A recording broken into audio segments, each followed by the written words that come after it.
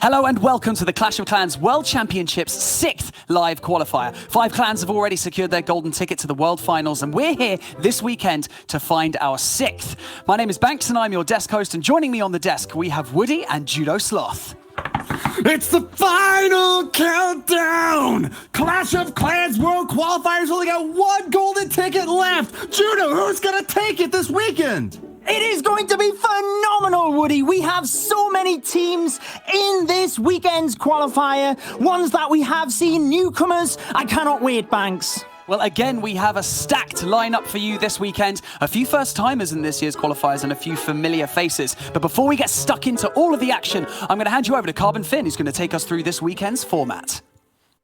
Welcome to the Clash of Clans World Championship. We have the top 8 teams from around the world ready to compete for their chance at the golden ticket to compete in the World Championship.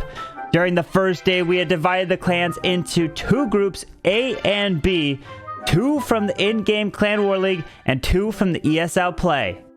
On day 1 and 2, we are going to be playing the double elimination group stage. On day 1, we will play the initial 2 games with the winner advancing to day 2. But the losing clans will face each other in a second chance match for elimination. And then we will repeat the same structure in Group B to find out who advances to day 2. Overall, day 1 will bring us a total of 6 matches. And now we're entering the second day of the group stage, and we're kicking off day 2 with the winners from day 1. The prize is high because the better clan will advance straight to the playoffs. The defeated team, however, will get another shot. They will face the elimination game winner from day 1. This decider match will secure their spot in the playoffs, meaning the losing team will need to try again next month. Now we must repeat this whole process for Group B to find out who's going to be advancing to take on Group A in the playoffs. And on the final day of competition, day number 3, we will finally proceed to the playoffs and merge both Group A and B. The first place finisher from Group A will be taking on the second place runner-up in Group B, while the first place finisher in Group B will be taking on the second place runner-up in Group A, and between these 2 matches, the winners will face in the finals. And now the winners will meet each other in the final game to try to earn their golden ticket for a spot in the World Finals. So now that we've seen the format, let's take a look at today's groups. Judo, who do we have in Group A? We have some incredible matchups. The first one will see MCES versus Nova Esports, and then MKMA versus Sky Stars. Woody, who's made it into Group B? We'll have INTZ versus Nova Maodou. Familiar names to be sure, but we've got a new clan facing off in Group B. The Death Dealers will go up against previous World Qualified team, the Queen Walkers. Now, if the pressure isn't on enough for our competitors, we can add a sprinkle more because this is the last live qualifier. So it is on. Let's meet our first 2 clans who are going to go head-to-head.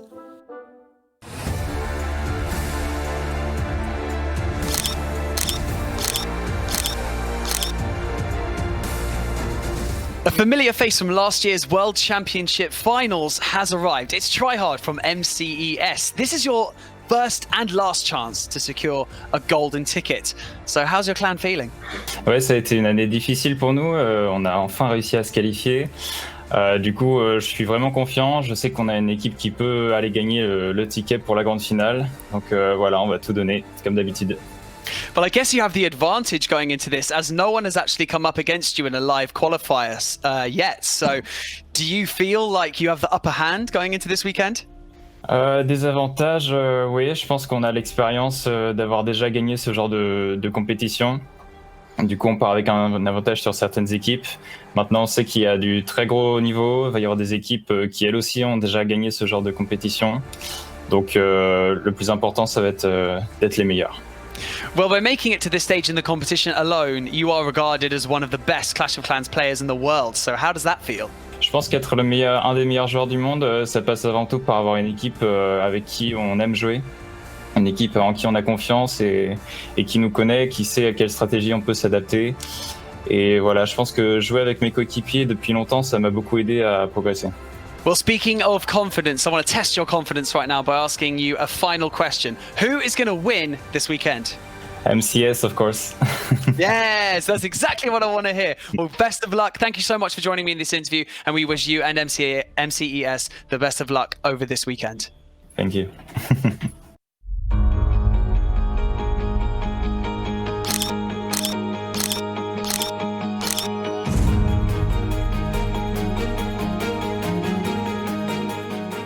Thomas, I am getting a strange sense of deja vu right now. We've been here before. Thomas95 from Nova Esports. How are you? Fine. Thanks, Banks. And you? I'm good, yes. So 4 out of the 6 qualifiers, Thomas. You and your clan have been the most consistent Clash players that we have seen yet, but that golden ticket is still not in your grasp. Why do you think that is? Yes. It's true that the last qualifier we had a terrible bad luck. We did 11 triples out of 15, and we are trying to improve our defenses constantly. Well, this is your last chance. So if there is any pressure, it is right now. Do you feel like there's more pressure, or because you've been in so many of these live qualifiers already, is it just kind of the same now? We know it. Our team members are telling us that, but we know that we have to take it easily and keep calm because the pressure will go against us. So final question, who is going to win this weekend? We want us. I know there are many big clans and I'm afraid of Queen Walkers and MCs, but I guess we will be us. I mean, it's good to mention that you have like respect for those clans. Maybe not even necessarily fear, but like respect for them, knowing that they're going to be a more difficult matchup. So it's good because then you're going to be more prepared. But thank you so much for joining me in this interview, and we wish you and Nova Esports the best of luck this weekend. Thank you, Banks. We have seen Titans fall, and we have seen clans overcome expectations in these live qualifiers. It all just comes down to how you handle the pressure. So Judo, both of these clans surely have to pull out all the stops coming out of the gate, right? They certainly do. This is the last chance for a golden ticket, but this is a repeat of last year's grand final, so both of the teams will definitely be able to handle pressure, Banks. And Woody, there's no room for error in the final live qualifier, so any words of encouragement for our two clans? 3 stars. Every attack offense has absolutely exploded since the last round of balance changes. Bigger army camps, heavier armies. The strongest attacks we've seen from every single clan have just been getting even bigger and better. In fact, we actually saw a perfect war from Nova Esports just last month. 15 stars total. They'll need the exact same thing if they want to topple MCES. Well, the preparations are done, and it's time for our first matchup of this weekend's qualifier. It's going to be MCES versus Nova Esports. It will be MCES with the opening attack here, Woody. It is Synthé, and it looks like he starts with a lightning spell into Hog Riders. I am very much looking forward to seeing how this one turns out. Yeah, pure hog mayhem is an interesting mix-up here. We had more often seen hogs paired with miners. That hybrid army is a bit more versatile, able to take down non-defensive structures with those miners, but focusing on Hog Riders means that he's got a bit more work to do on the beginning of this raid, taking down structures up on the top side to ensure that the funnel is perfect for the Hogs as they make their second stage hit. We're starting out with Ice Golems to protect this Archer Queen, a Wall Wrecker as well to go for that Town Hall early. Of course, everyone out there knows the first star is earned by knocking down the Town Hall, second from 50%, and that third coveted 3-star is earned only by 100% destruction. And that is exactly what the teams are needing. 3 stars. As soon as the Town Hall goes down, the first star is secured. Hog Riders are flying in from the left-hand side of the base. An early Grand Warden's ability here as well, Woody. Synthé means business. He wants to take down this base in record time. I did not think that pigs could fly, but Synthé has proven me wrong. Excellent placement on that heel spill, able to top all the hogs back off, even with so much scattershot damage raining in on them. I'm a bit worried about that bottom pack, though. They've broken off from the main stage and are finally looping back in to get that Grand Warden Life Aura once again. That's a lot of splash damage being dished out against them, but they are holding up so well, Judo. This looks like a triple on the very first hit. 1 minute and 30 seconds gone. He still has half of the time left, Woody. Hog Riders will survive. What a beautiful freeze spell to get the Expo and the cannon, making sure that he is taking everything serious. He does not want to do any swagging on this attack. Make sure to take down the buildings. Well, in record time, we have over a minute left. Hog Riders really coming in strong here. We know how good Synthé is with this. And Woody, what a start for MCES. Marvelous destruction from Synthé, and we gotta hand it to him. All that extra time at the end could come in crucial. When it comes down to it, we go to stars, then percentage destruction, then average attack time as the final tiebreaker. The fact that Synthé went in there and got the triple just so quickly is really impressive. Perfect planning from him and executed flawlessly on that first hit. Nova have really got their work cut out for them, but if anyone's gonna step up to the plate to even this playing field, Tomas 95 is gonna be it. He certainly can be. Nova Esports have competed in the previous 4 qualifiers. They have become so close, and yet so far this is their final opportunity. Thomas 95 needs to get the 3-star to make sure that they really start this qualifier how they intend to go on. But Woody, he has found a Tesla farm right to the corner of the base with the Grand Warden. Thankfully, he is getting through that and now transitions into the lightning spells, taking apart many of the inner defenses. Tomas 95 is the single most consistent attacker on this Nova Esports lineup. He has had 8 attacks in separate wars during the competitive season this year, and the worst attack, Judo, a 2-star, 91%. He almost always comes out on top, but so many times before, he has run out of time, and that's what I'm starting to worry about with this long stage Warden walk early on. He caught a Tesla farm in the right corner, which is pretty good news, given that he can take it down early without much resistance, but it has slowed down the first stage of this hit, which is finally being deployed now. The Mass Witch is coming out to swarm these defenses. He certainly took a lot of time taking down that right-hand side. And look, Synthé was nearly finishing up his attack at this point, which is crazy to think.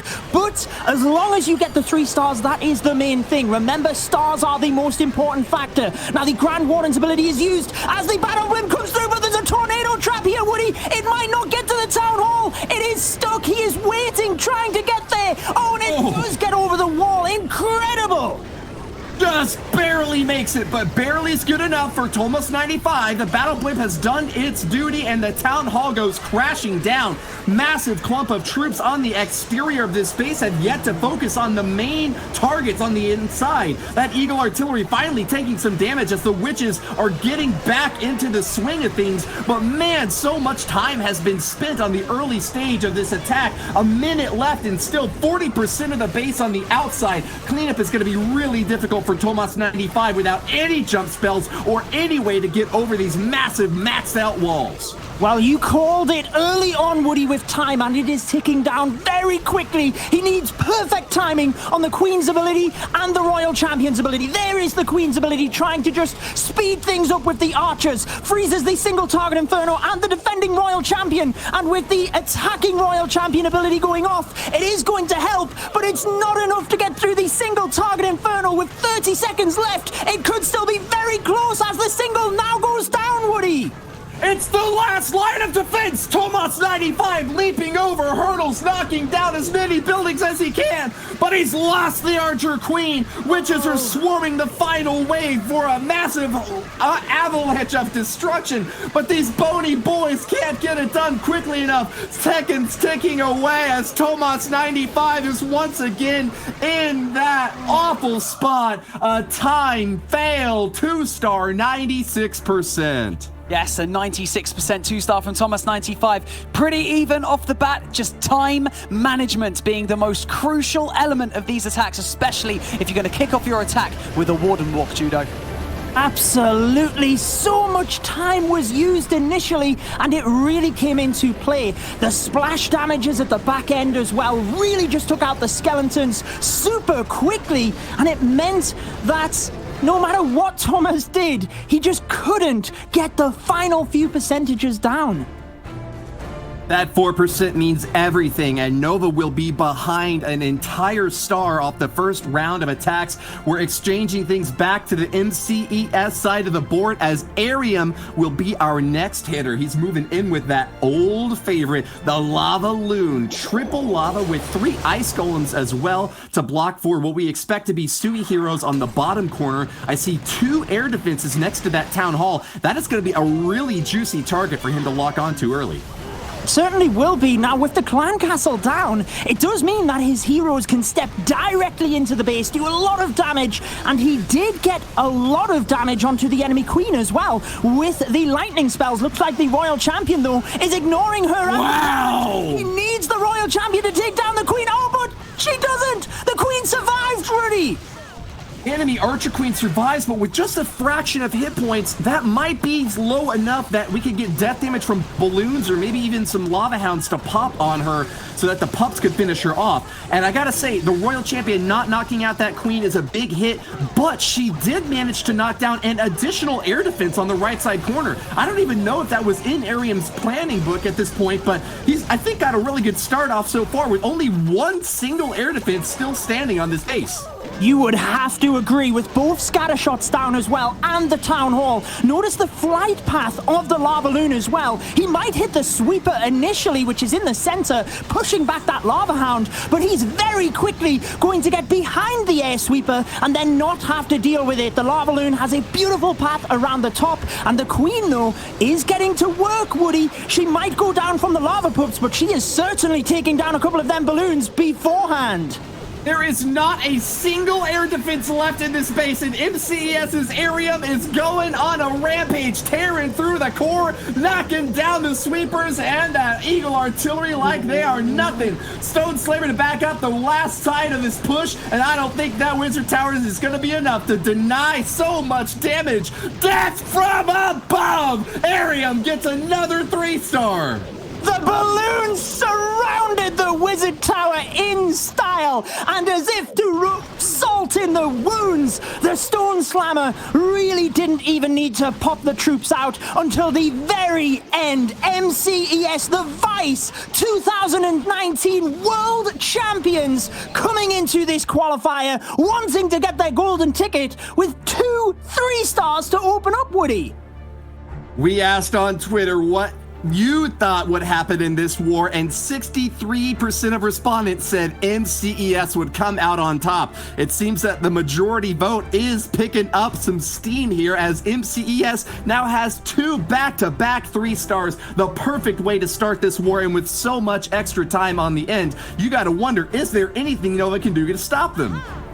Well, they need a 3-star. That would be a very good start. And React is the man for the job. In the previous qualifiers, which was just a couple of weeks ago, React had 3 attacks, Woody, and he 3-starred in each and every one of them. He really needs the 3-star now to keep Nova Esports in this. Perfect attacks from React, and that's nothing short of what he needs now. A really easy attack on the top corner is going to grab 2 air defenses and an Eagle artillery.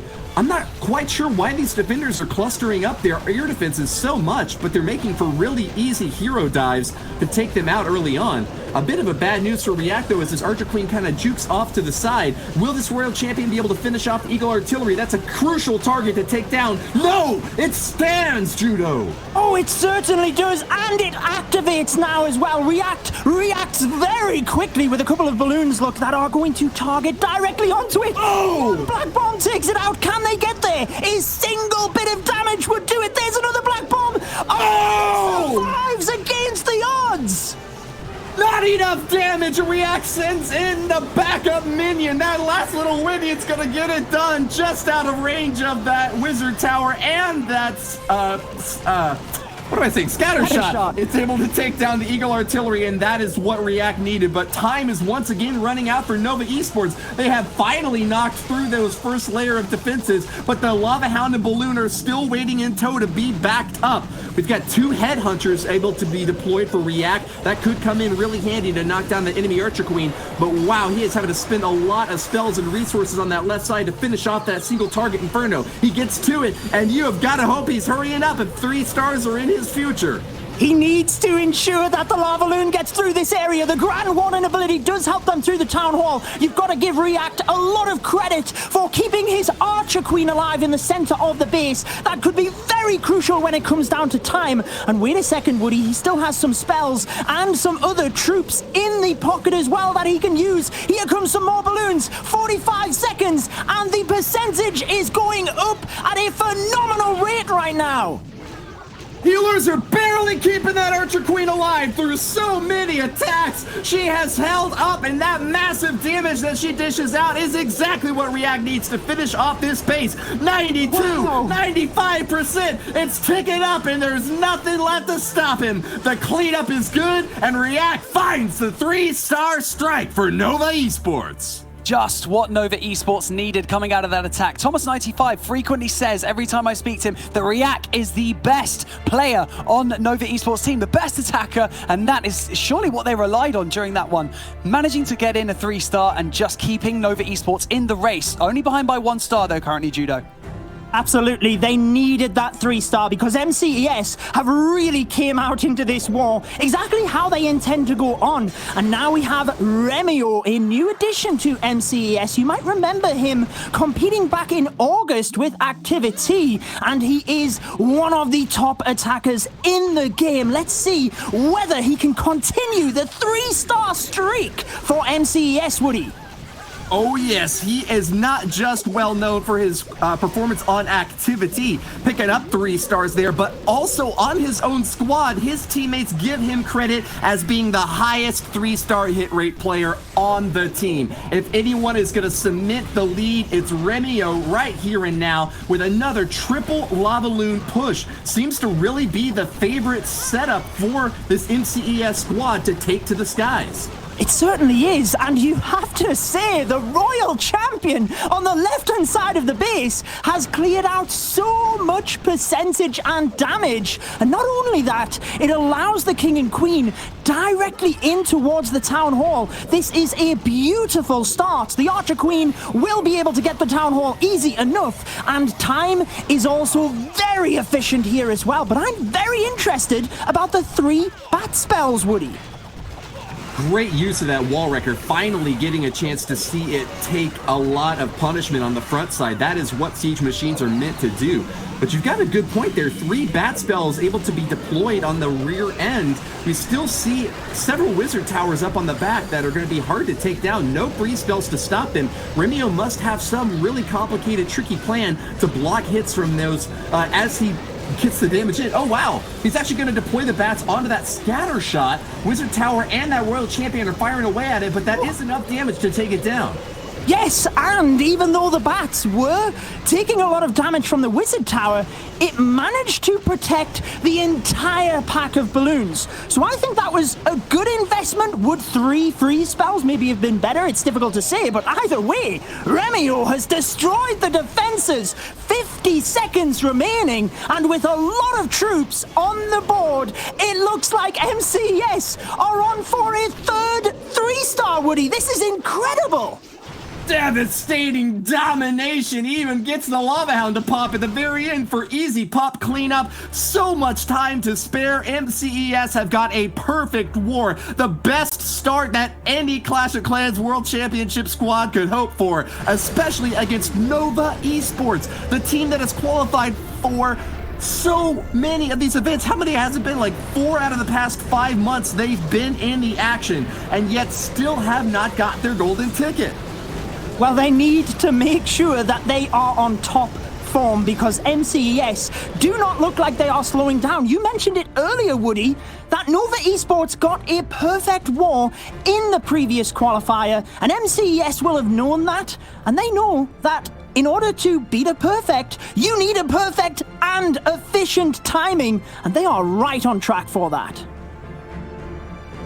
Eric's from Nova Esports with the Mass Dragon, not opting for bats, instead spends his spells on those earthquakes and lightnings to grab a scatter shot right there in the core of the base. There's still another one in that compartment though, and he's got a lot of work to do up on this top side to open up and finish off those single target infernos and air defenses. Those are crucial hits, especially when you're lining up for a mass drag attack. They can get burnt up really quickly if you don't tear those down.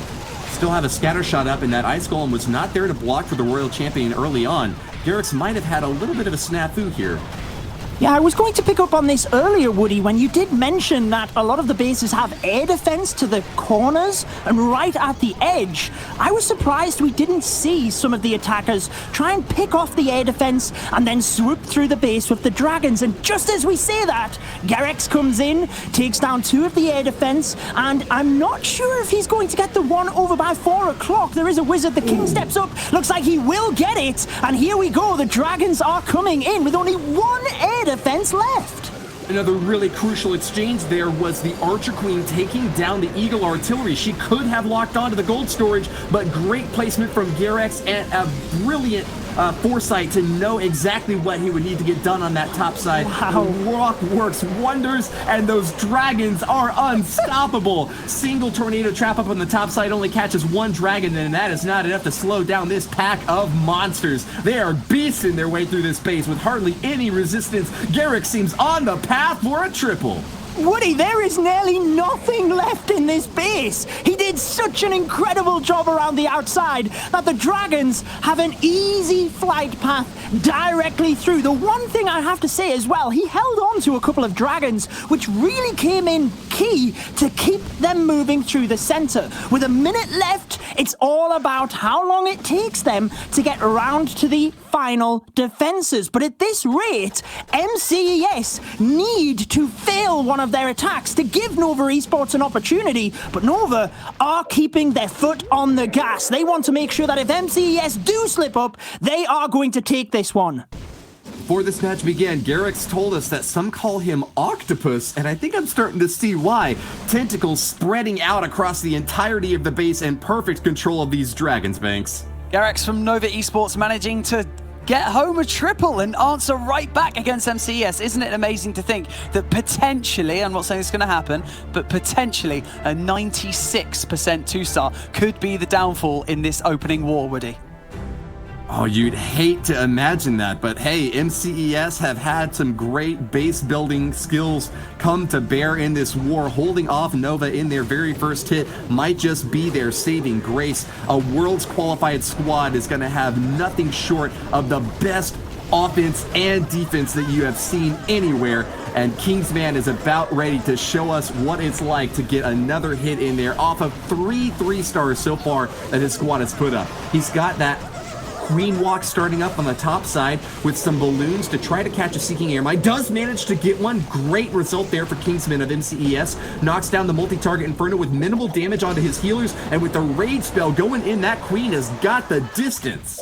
I really admire how he has managed to get the Queen into the center. Does lose one of the healers, but at this point, he has got the Queen directly into the middle with incredible efficiency. Kingsman, one of the other new additions to MCES, says that every one of their players has a unique style, and we are already seeing that, Woody. So much variety in attack strategies, this one being the Hog Riders, Miners and Hog Riders, the hybrid, sorry, and here they come directly to the Town Hall.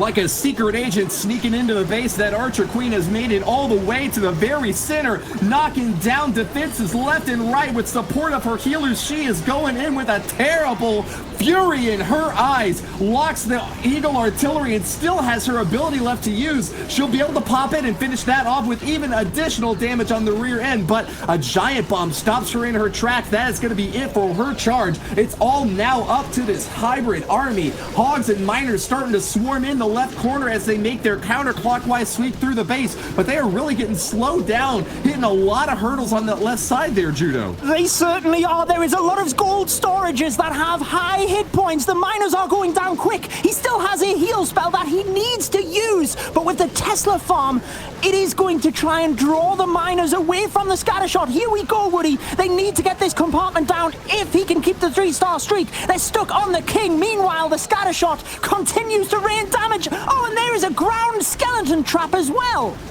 Oh, the humanity! Kingsman's forces being obliterated by the scatter shot on the back end. Miners are taking so much heavy firepower. Can they hold up to all of this offense? A giant bomb is the nail in the coffin. It explodes and they are done for. Kingsman of CES with a 2-star creeping above the 80 percentage here, but Riak has finally found the base to deny the French juggernaut. Wow, I really thought when the miners got inside the range of the scatter shot that he would be able to take it down, but no. Giant bomb on defense, proving to you how important defense is as well. And look, we were just saying Nova Esports need to keep the pressure up in case MCES make a mistake. And there it is. An 85% 2-star now means that Nova Esports could indeed take the lead if they keep the pressure going and get a 3-star in the next attack.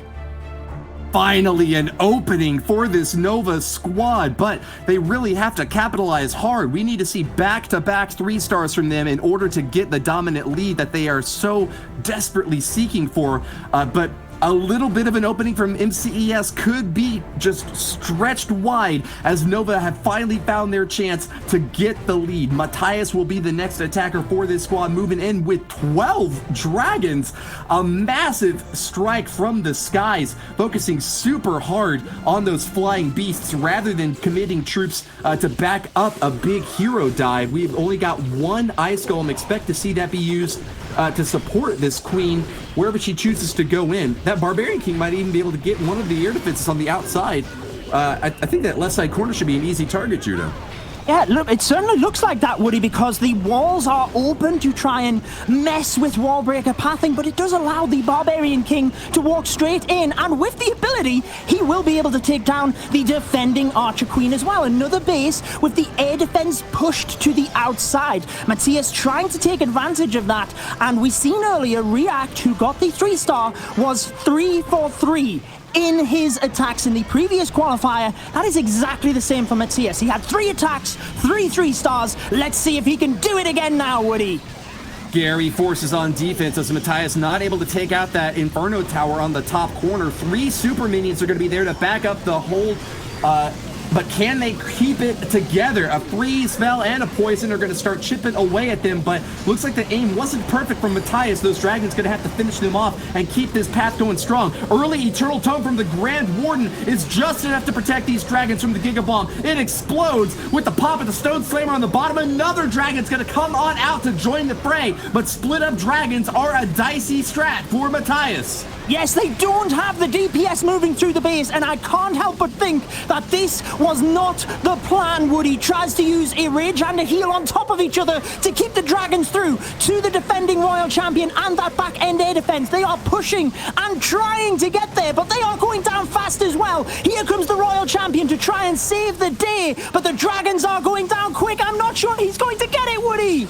The amazing Amazonian tosses her shield. Royal Champion knocking through the bottom compartment, but there is just too much to handle. Scatter shots deal massive damage, and Matthias's dragons are knocked out of the sky. One by one, they have been clipped. Their wings are not enough to keep them afloat, as an Eagle Artillery is going to be the last big structure that Matthias had to deal with. Not able to knock it down. He has just suffered so much damage throughout the entirety of this raid, and yet the 2-star in the mid 80 percentage is going to be good result for Matthias. Not enough to creep ahead as Nova slips behind on percentage now, but only down 1.2%. This is anyone's war banks. Percentage race is definitely still there, but it's still that additional star that Nova Esports need to grab onto. They need to take these chances that MCES are granting them by not getting these triples. It's got to be another triple for Nova Esports if they're thinking of staying in. But MCES have an opportunity right now to put the nail in the coffin, Judo. And it is try hard. One of the best players that there are. This man has so much experience. As long as he gets the 3 stars, Nova Esports cannot catch up. They will move to the lower bracket, which we will see the losing teams later on today, but it is still anybody's game with the percentage so close. It really comes down to whether MCES can get the 3-star in this attack, Woody. Rapid fire balloon deploy will protect healers and knock down those Teslas on the bottom corner. Tryhard is one of the most reactive players in the game, well known for his quick attacking style and not going to waste a single second on this early hit. He's already 30 seconds in and has knocked down a quarter of the base with this queen charge. Great support from those healers as well, staying right on top of their leading lady. Popping down air defenses left and right, but the key target is going to be those big ground splash structures, rather, with this hybrid army. He's got to focus heavy on those scatter shots, eagle artilleries, and a single multi-target inferno on the top left side, Judo. A very talented queen charge here, Woody. I thought he was walking the queen around the outside and was then going to send the hybrid into the town hall, but no, he turned the queen around so she could take the town hall first. Next level attack here by Tryhard. She continues to charge forward, but she is going down faster, the defending royal champion. Oh, she does go down, but she's got a lot of damage at this point, Woody. Grand Warden charges in to support those big hybrid baddies. Siege Machine dropped on the outside will give a P.E.K.K.A. and some additional wizards to clean out the outer edge, but that's a massive amount of damage being dealt to those poor hogs and miners. Great use of the heal spell there will top them back off after that big encounter with the multi-target inferno and a giant bomb exploding. Hogs are coming in for backup as the cavalry has arrived. A massive Eternal Tome grabs almost every single troop on the battlefield, but can they make it all the way to that Eagle Artillery? Royal Champion waiting in the wings. Tryhard needs to get her in. Drop that ability as soon as you can. That Eagle Artillery isn't going to wait for nothing. The Grand Warden's ability was perfect to protect everything. Eagle Artillery will go down, Woody, and because he protected so many Hog Riders and Miners early on, there is so many of them left alive. This base is history, and it will be MCES taking the victory, putting it out of the way that Nova Esports will not be able to catch up. On to the sacred hill, leading him high applauded and present before the seat supreme. MCES knocked down the world champions and advanced to the top side of this bracket. Congratulations to them with an incredible triple. They have finished off Nova Esports, and even with one attack left in this war, we have got to be applauding MCES. Their first and only appearance in the Clash of Clans World Championship, but they have come through with style. All of the other teams will now be looking at MCES. 14 stars, 97% average destruction. That is an incredible performance, and it is one that now every other team must have their eyes on MCES as one of the favorites, Woody. Let's see what Cuevas has got to say. The final strike from Nova will give us a glimpse at what we can expect going forward. Cuevas, certainly a very strong attacker for this squad, picked up 2 triples in the previous war, this last October round of the qualifiers. Got a 2-star, 77%, and that was actually the attack that dropped Nova out of the event. So really hoping that he can get redemption in this final month of competition. We've got the hybrid army once again. Early stab in here from the Archer Queen and healers to back her up. That's going to go the distance and will surely take down this Town Hall. We're going to get the CC pulled out, and there's no activation yet on the Town Hall. Good result for Cuevas as he gets a stab deep in the base. But wow, really has to drop that rage fast. That forces the poor Archer Queen's ability, Judo. Oh, he was not expecting that, Woody. It was a brilliant start as well, identifying that the Archer Queen pathing was difficult, used the jump spell to get her to the Town Hall, but miscalculated with the rage. The ability is gone, and that could be crucial moving to the end of the attack. But here comes the hybrid, Woody. An awful miscalculation for Cuevas as his Archer Queen has been defeated. That crucial hero is no longer here to support the rest of this raid, and even an early Eternal Tome from Cuevas bespeaks the awful desperation that these miners and hogs are going to have sweeping through the entirety of a base which has just got so many defenses still left up. Heroes all around are going to require an enormous amount of pressure from Cuevas to finish them off, forcing out that Royal Champion, taking a ton of damage. There goes the ability, knocking down a few more structures, but it's too little, too late if you ask me. I think the 2 stars is the best we can ask from Cuevas in this raid. I would agree, Woody, but he is doing a phenomenal job at trying to push the percentage as high as possible. Look, he needs as much confidence for him and his team moving forward. We will see them in action later today against the loser of the next matchup, which will be MKMA and Sky Stars. So Cuevas has done a brilliant job, in my opinion, at pushing the percentage despite losing his Archer Queen early on, Woody. Another round for Nova Cuevas, but not enough to get the triple. Demoralized and demolished from those previous hits by MCES. They are going to have to walk away with just 12 stars. The dirty dozen, as MCES's 14 on a nearly perfect war, will certainly set the tone for this final month of competition. Nova have been defeated, and MCES bases hold on a 3rd time, blocking off Cuevas and giving them the path they sought. 14 stars to 12. Congratulations, MCES. What a brilliant performance. No sign of any pressure getting to them. They're going to move on to the winners bracket and tomorrow's matchups. And Nova Esports will unfortunately be slipping down into that lower bracket, and we're going to see momentarily who they'll be facing off against later on to stay in this race this weekend. But look at these stats here, Judo. A 97% destruction average from MCES. Fantastic. They really came out of the gates as they intended to continue. 3-star after 3-star. And even though they gifted Nova Esports one opportunity, that's all they gave them, Nova Esports unfortunately weren't able to take down the almighty bases of MCES. Well, that right there is how you kick off this weekend's qualifier. A little taste of revenge right there for last year's 2019 World Championship Finals. So they've got to be happy with that result, MCES. And if we're looking at the stats right here on Group A, MCES going forward, Nova Esports into that lower bracket, so they're going to face off against the loser of MKMA and Sky Stars later today. So now we're going to have to break down one of those attacks, in a little bit more detail, because there were just so many amazing ones. So it's Carbon Finn at the Telestrator.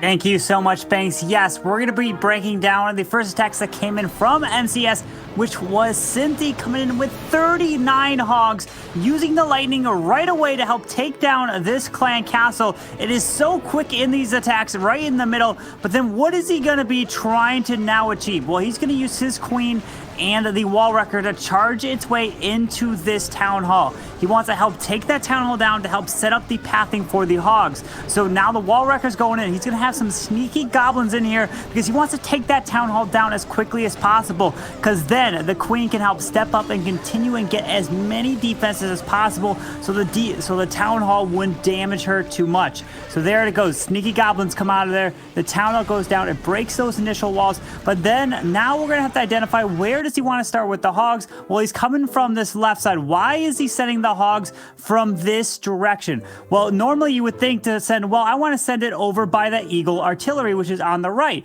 Well, essentially in the attack here, what he wants to try to do is pop this Warden Eternal Tome over where all the splash damage is, which is the multi-target Inferno, which is the 2 scatter shots as well, so he can try to get through there as quick as possible, and then he can just overwhelm and get past the Eagle. Plus, he is also able to send the King into the enemy King so that his Royal Champion will not get stalled up on him, and they can continue the momentum through the base as all the hogs are pushing through. He's got the heals, he has that Royal Champion ability still to use, and then even a free spell. Cynthia coming in, and he is known for the Hog Rider attacks within MCES, and they're showing how to get it done. And this is one of the attacks that's as quick as an E-Dragon attack, and that was so impressive to come in with the 39 Hog Riders. You guys can do it as well. Use the lightning, get that value, and just make sure you pop that Warden ability really early with these hogs to get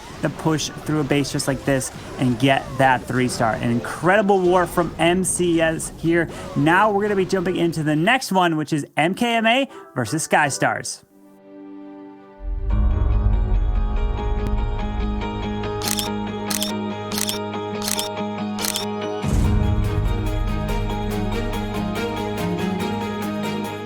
I'm joined by YWW of MKMA. Now, I'm just going to dive straight in because your team made it to Championship Sunday in the previous qualifier, but you were knocked out by Darkus Muzan towards the end. Now, do you feel like that's prepared you for this qualifier? 在上个月的月赛被木战淘汰以后，我们进行了一个复盘，这次我们会做一些小的调整，然后让每个成员都能完美的进攻。Well, it sounds like you've been preparing quite a lot. So speaking of preparation, how many wars do you think you and your clan are competing in daily? 我们每天都会和国内国外的一些顶尖部落去约战5v5，然后我们每天都会打10把以上友谊对战。Well, if there's any pressure to be felt, then I feel like it's now because this is your last chance to qualify for the World Finals. So has anyone from your clan mentioned that there's additional pressure this time round? 这是预选赛的最后一次机会，我们也是做好了充分的准备，来放手一搏。I want to test your confidence in your clan going into this weekend. Who's going to win this weekend? MKMA 必胜。That's exactly what I wanted to hear. That is exactly what I wanted to hear. Nice amount of confidence. We look forward to seeing you this weekend and MKMA, and it's going to be amazing. So thank you so much for joining me in this interview. 谢谢。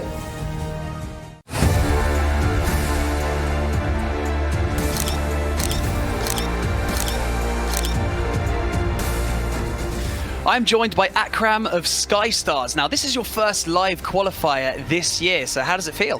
نحس بالحماس أكثر لأنه هذه المرة الأولى للفريق سكاي ستارز يشارك فيها في هذا الحدث، وإن شاء الله نقدم وإن شاء الله نقدم أداء أفضل. Well, I imagine that you and your clan are all super excited to be competing in this weekend, but this is the last live qualifier to get into the World Finals. So do you feel any additional pressure because of that? بالطبع في ضغوط، بس الضغوط الموجودة ضغوط إيجابية، ما هي ضغوط سلبية عكسية يعني تجعل الفريق إنه يتراجع للخلف، بالعكس تدعم الفريق أكثر للحصول على الفوز والمنافسة أكثر في كل مباراة، فهي ضغوط إيجابية وليست ضغوط عكسية سلبية بالنسبة لنا يعني. Your name is now up on the leaderboard with some of the top clans in the world. How does that feel?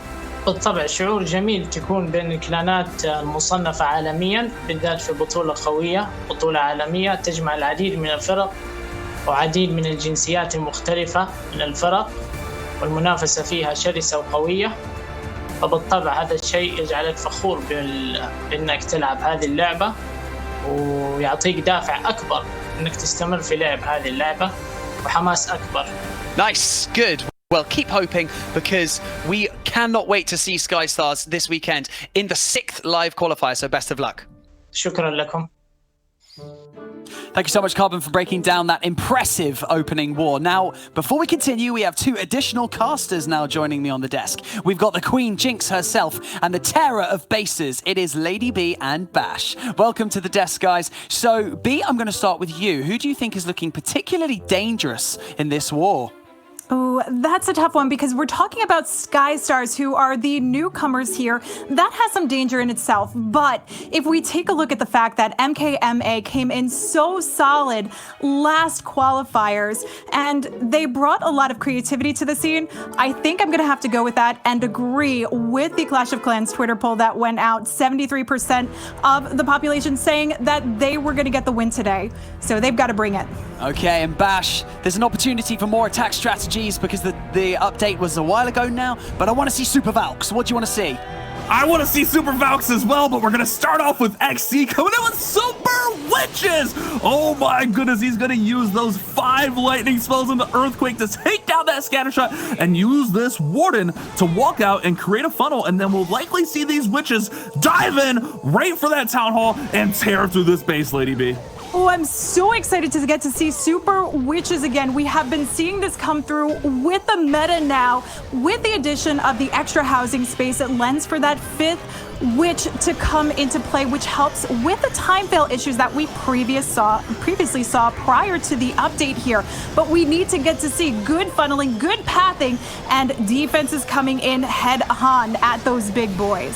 Those big boys spawning up, going right for the Town Hall as those defensive super minions finally fall. And we see that Siege Barracks coming in on that left-hand side. It's going to spawn out a P.E.K.K.A. and 11 Wizards. Meanwhile, we got the Witches and the big boys, along with the Queen and Grand Warden right up the middle of the base. However, we did lose one Witch to the right-hand side. She went off on her own and she got taken down, but this is off to a strong start with the first star secured, Lady B. Yeah, first star secured, but it's got to be more than that. We saw in the previous match those triples flying through, and that's what it's looking like. The tone is set for this final qualifier. You got to bring it all. And we're going to see if XC can get this done. Now, he is actually known to be their base builder and their clutch hitter. So I don't know if this is going to pay out to put him in on the starting position, but it's got a nice push through with the addition of these hogs. He's got a great jump spell to the back end of the base. He's going to be able to get to the Eagle Artillery, but there is a single Inferno back there, a single target Inferno, which is going to burn down troops. But the Queen went the wrong way. Everything went into that compartment. The Queen went on her own. We do have healers on the Super Witches, but they are fading fast. This is not going the way XC was planning, as all the hogs are down. Actually, it looks like all the Witches are down. Is this going to be in the World Champion and the Archer Queen's hands here? Oh no, Lady B. XC is going to fall short here with his first attack. Oh, this has lost so much steam. Really unfortunate to see XC starting off this way. Again, I talked about bringing the creativity. I hope that we'll get to see a little bit more coming through with that, though I still think that the meta calls for bringing in these super witches. But right now, he's got to hope that all he can do is pick up as much percentage as possible so he doesn't give too much of an advantage coming into Sky Stars. That one was really interesting because the big boys actually opened up that compartment to push everything towards the jump, but the Queen was having none of it. She decided to go out on her own, and she found a target that she liked out there, but that allowed everything else to get picked off without that support. So it's going to be what we would consider a low 74, perhaps. No, the time's going to be an issue. 74% start here for XC from MKMA. This is going to leave the field wide open for Sky Stars on their first attack. Yeah, this is a solid defense for a new coming team here. Sky Stars new to the World Championship qualifier scene. And as I said, this could give them a bit of an advantage. You know, MKMA not sure of what they were going to face defensively and offensively. So now it's anybody's field at this point. That's right, and you see this kind of in sports where there's a new player or a rookie player and the teams don't really have that much of a scouting report, and it's hard to plan for them, and that's what we may see here with Sky Stars as we have Pianu coming in with a clan castle pool right here, pulling out headhunters and super minions, setting up for the Sui, it looks like down here. Do we have skeleton barrels coming in to help out with these clan castle troops? We do, pulling them out to the corner, getting them into that poison spell. This is a very smart use of this temporary troop item. I love seeing this in play. But this helps to eliminate the clan castle portion, so he can start his push now with his heroes coming in. And with that, we're going to see a big wall break action because we've got one wall break open and we've got another layer to go. So this is going to be a big push for this hero dive. Those King and Queen have great access right into the Town Hall, as you mentioned there. But remember that Skeleton Barrel is a temporary troop. That is not a permanent troop in the game. So Pianu taking advantage of it to help take out that clan castle. And look at that super wall breaker opening up another compartment for these heroes. The Queen's going to be able to get the Town Hall down. The King's going for the single. This is massive value for the Sui, and this is going to set up great for the Lalo. However, we do have two scatter shots and the enemy Queen sitting in the center of this base.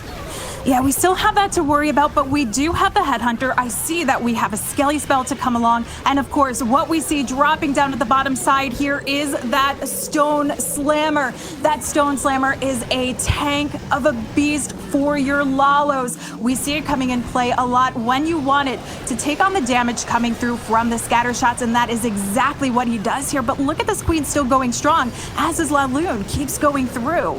And the enemy queen is now being targeted by some headhunters, and I think there was even that skeleton spell that you mentioned dropped in there. His queen was able to get out the world champion, which is awesome. We have the stone sliver spinning around with some balloons, but that scatter shot is dealing so much damage. They're gonna finally be able to get the scatter shot down, and this is looking really strong. Just gonna get over to the eagle artillery, then go to the bow, but the haste is gonna get them right into the eagle, and this is looking really good for Maodou from Skystars. Are they gonna get the first triple of this matchup?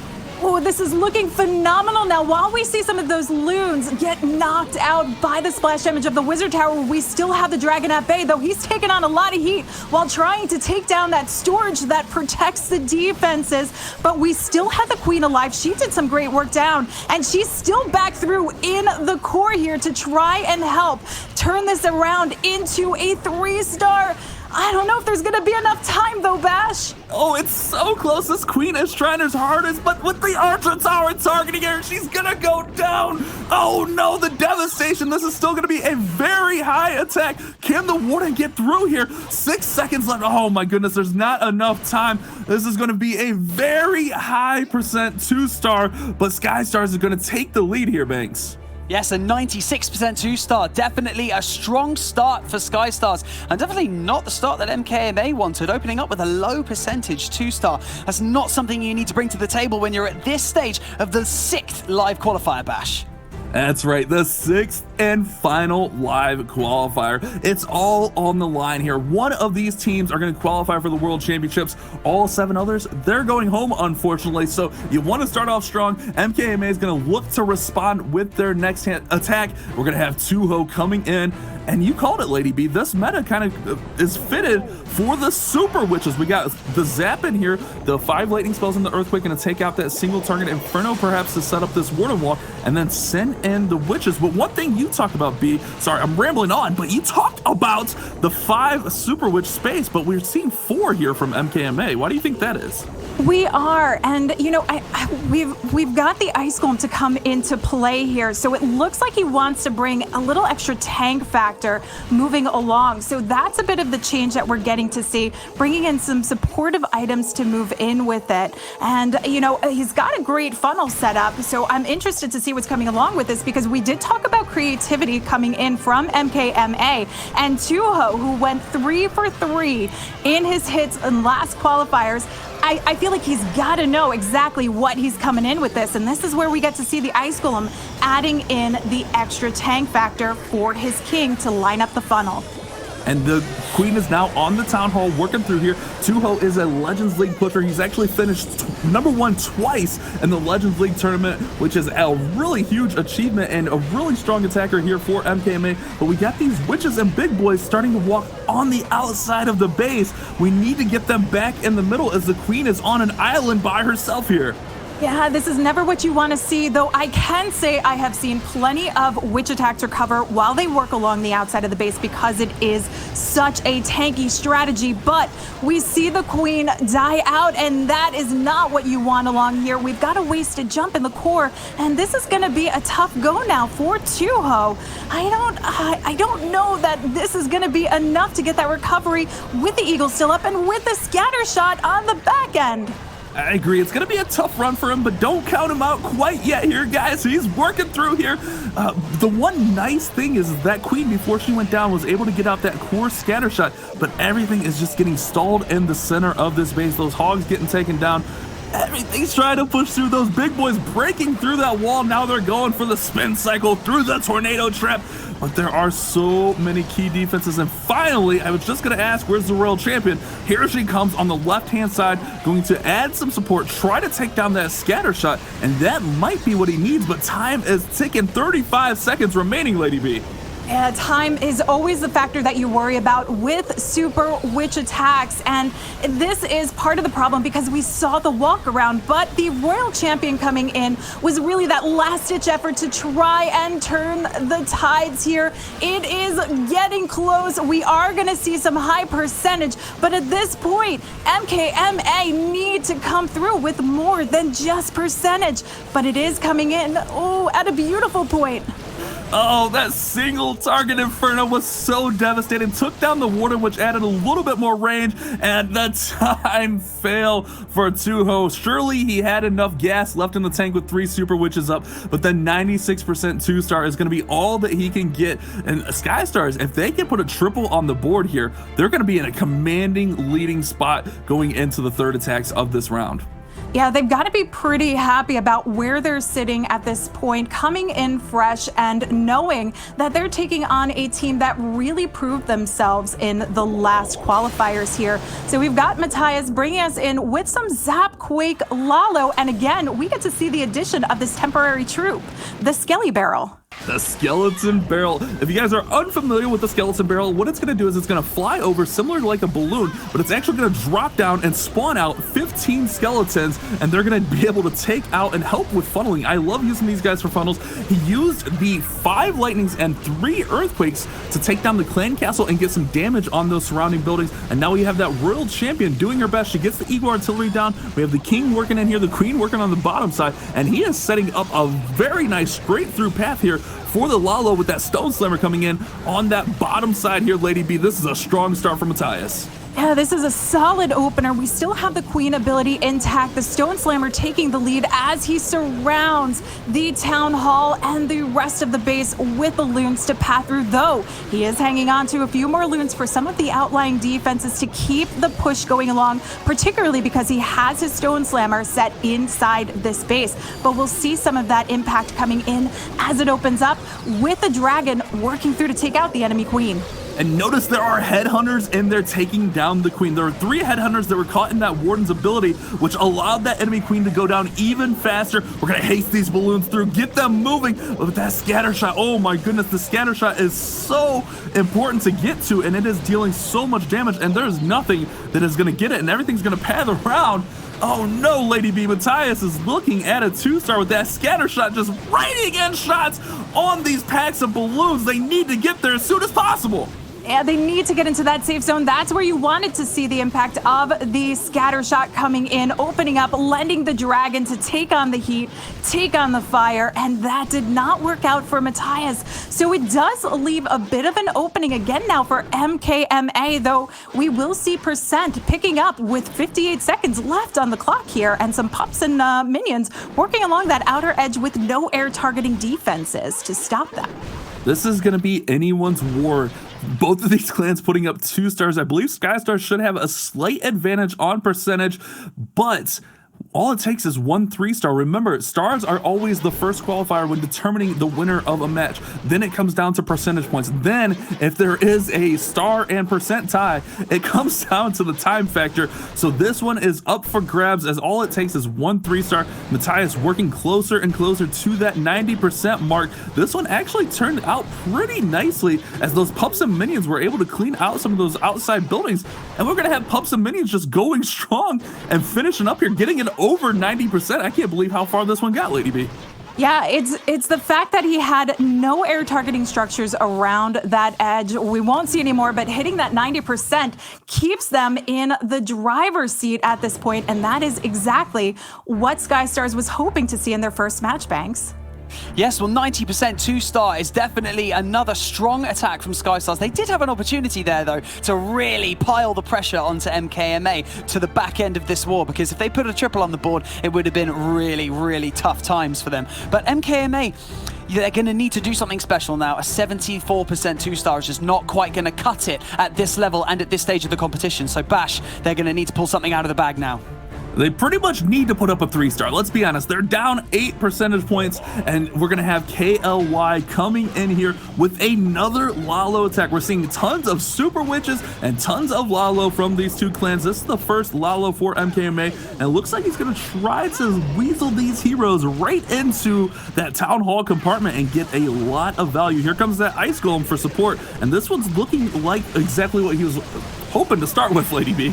Yeah, I gotta point out that he's got 3 Ice Golems to come in, so he is looking for a big push. We've got the 2 for the King and Queen, 1 to support the Royal Champion, so he can take down the enemy Queen and potentially get as far as taking down that single targeting Inferno. He is really looking to shape up this base here. the tornado trap goes off, so he doesn't have to worry about that. And the headhunters, he waited for the ice golem to pop and freeze the queen. The headhunters were able to take down the queen. As you were calling that out, that was beautiful. Oh my goodness, so no tornado trap remaining on this base. He does have to push right on through 2 scatter shots. We got a little bit of hesitation as he switches to the stone slammer, but I think he's got some pretty nice pathing. He's just got to deal with that royal champion on the far side of the base, but he has that skeleton spell in his army composition, Lady B. Yeah, I'm curious to see what he's going to be doing with the skeleton spell. We know MKMA like to bring their skelly spells for distraction, more so. Now, we do have to worry very much about the royal champion here as well, but the E-Drag could lend itself for a big push coming into the core and take on that scatter shot. But the Loons really need to make this connection, working their way in, and that E-Drag pulls to the outside edge.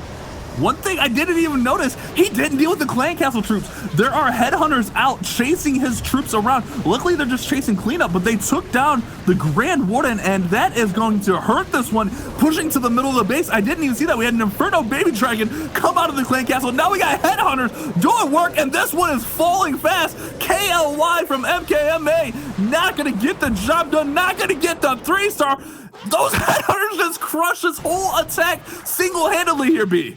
This is a completely unexpected coming in from MKMA. I gotta think that maybe that E-Drag was lent for the clan castle, did not make itself as far into the core as he had hoped for, but wow, I mean, everything going wrong for them. The lucky thing that they have working for them is that this is not an elimination round. I mean, the stakes are high. It is the final qualifiers, their last chance to try and pull in that golden ticket, but they will have one shot if they don't gear up and get going. Yeah, as you mentioned, this is not the elimination match, but the winner, however, will not have to play again today. They'll move on to tomorrow's matchups, and the loser will have to go on and play in the lower bracket elimination matchup a little bit later today. We got Akram from Skystars coming in with some super witches of his own, and we got that Warden Walk setting the funnel. We got a jump spell. We got 4 super witches. Really interesting choice here, and really, they're up on percentage. They are up huge on percentage, so if he can make this 3-star somehow, it is going to be huge for Skystars moving forward, and he's getting things moving right here at that 2-minute 30-second mark. Yeah, Akram is a player that we have seen in the past before. He did play with activity in the August qualifiers, so he is no stranger to this stage, and that means that he could come in with ice in his veins, ready to go, and can handle the pressure. But we have to see if it's going to be enough bringing in the Super Witch, because we've not seen it successfully connect in this match yet. No triples yet for the Super Witches, but this may be the first one as we got the Witches taking down the Town Hall with the big boys. But look at the positioning of these scatter shots, the Eagle Artillery, and these back-end defenses. It's going to be really rough with no jump spells to get in there. He's going to just have to hope that the Witches and Queen go into the right compartments here. This is going to be a tough go of things. We do have the Royal Champion still yet to deploy, but it's off to a strong start. I'm just worried about the back-end defenses here, B. What do you think about it?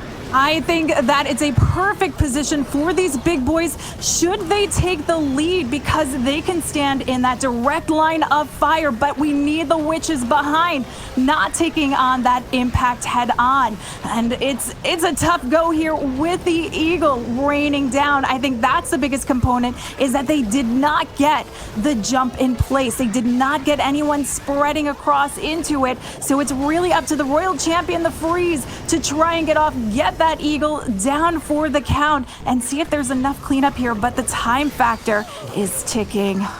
And I believe that scatter shot is barely hanging on there. It does not have much health as the Queen was trying to take it out, but with the Super Witches fading, oh my goodness, we have 2 Super Witches, I believe, down there on the outside. Oh, just kidding. That Eagle shot took those girls out. It's all up to the big boys. The Skystars could not capitalize on this opportunity.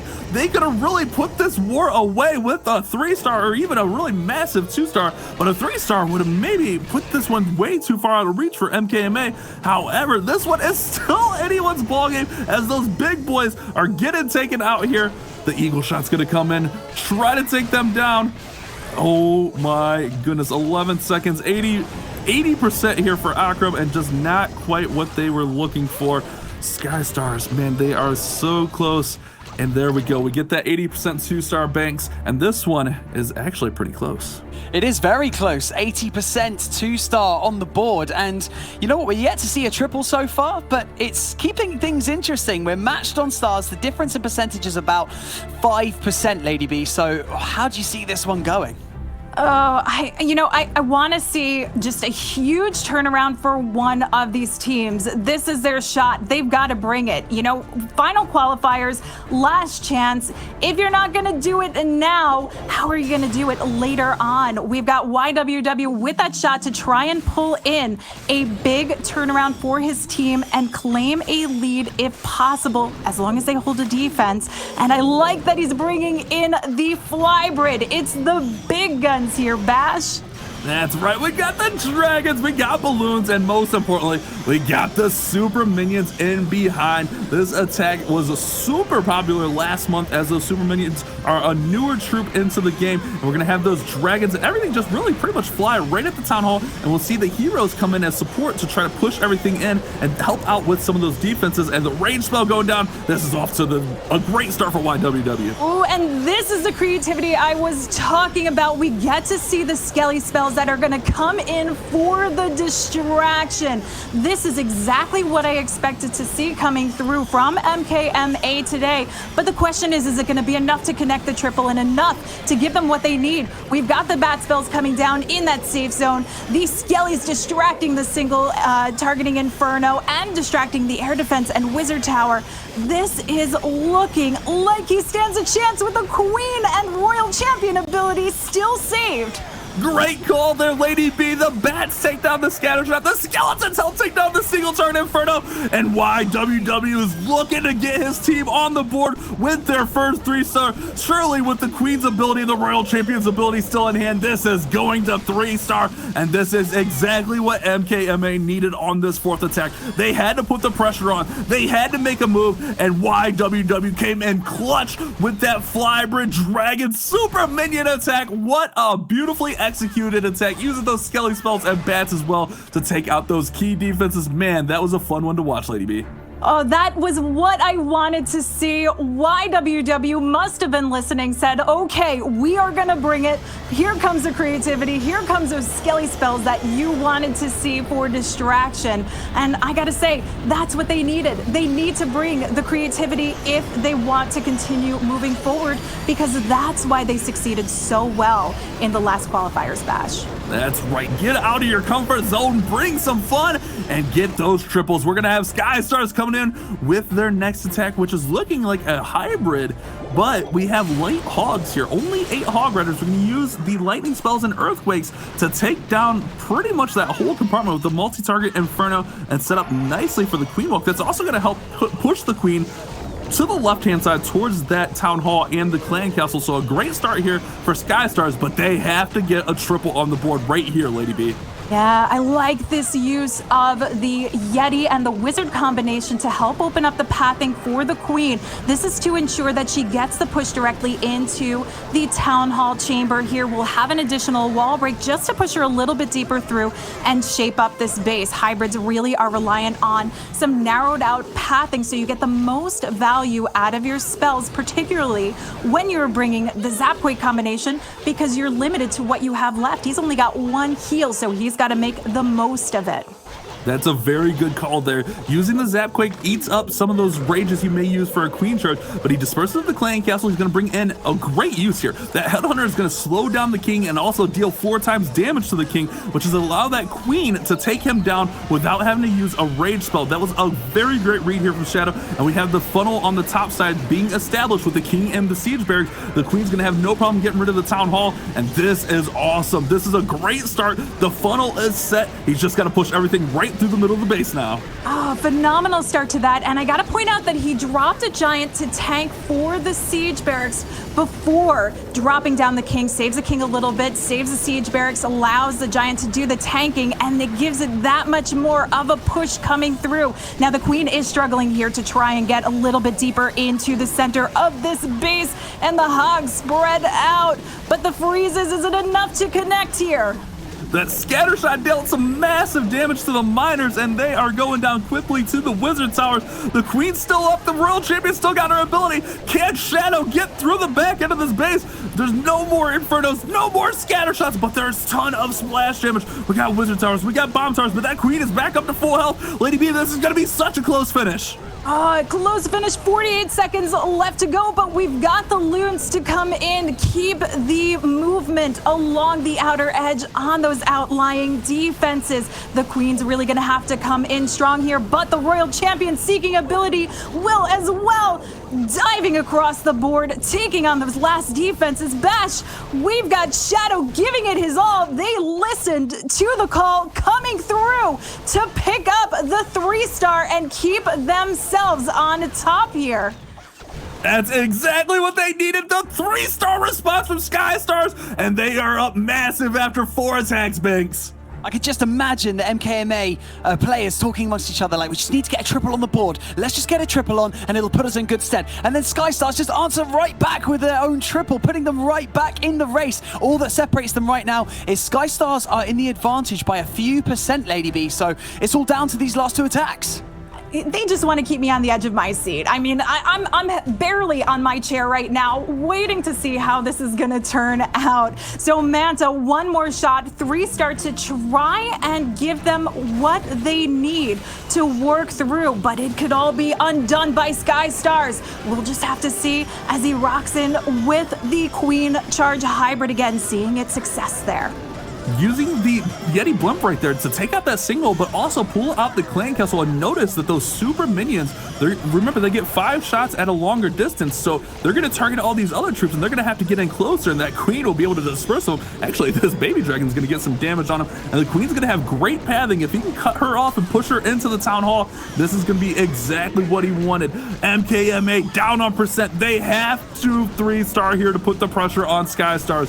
They can still win it with a 2-star, let's be honest, but you gotta get the 3-star to put the pressure on the defending team here.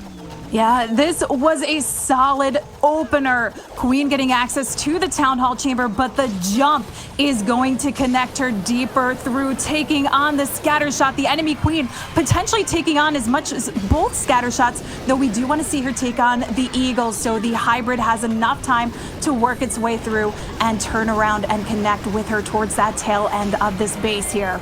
And that jump spell coming in, giving this queen access to the rest of the base. Oh my goodness, she gets the scatter shot out. She's going to get the eagle. And here comes that hybrid on the top end. And we got a free spell going down on the scatter shot. This is off to a great start here from Manta. He's just got to push these hogs and these miners right through the middle of the base. Here comes that Warden's Eternal Tome to protect everything through that scatter shot.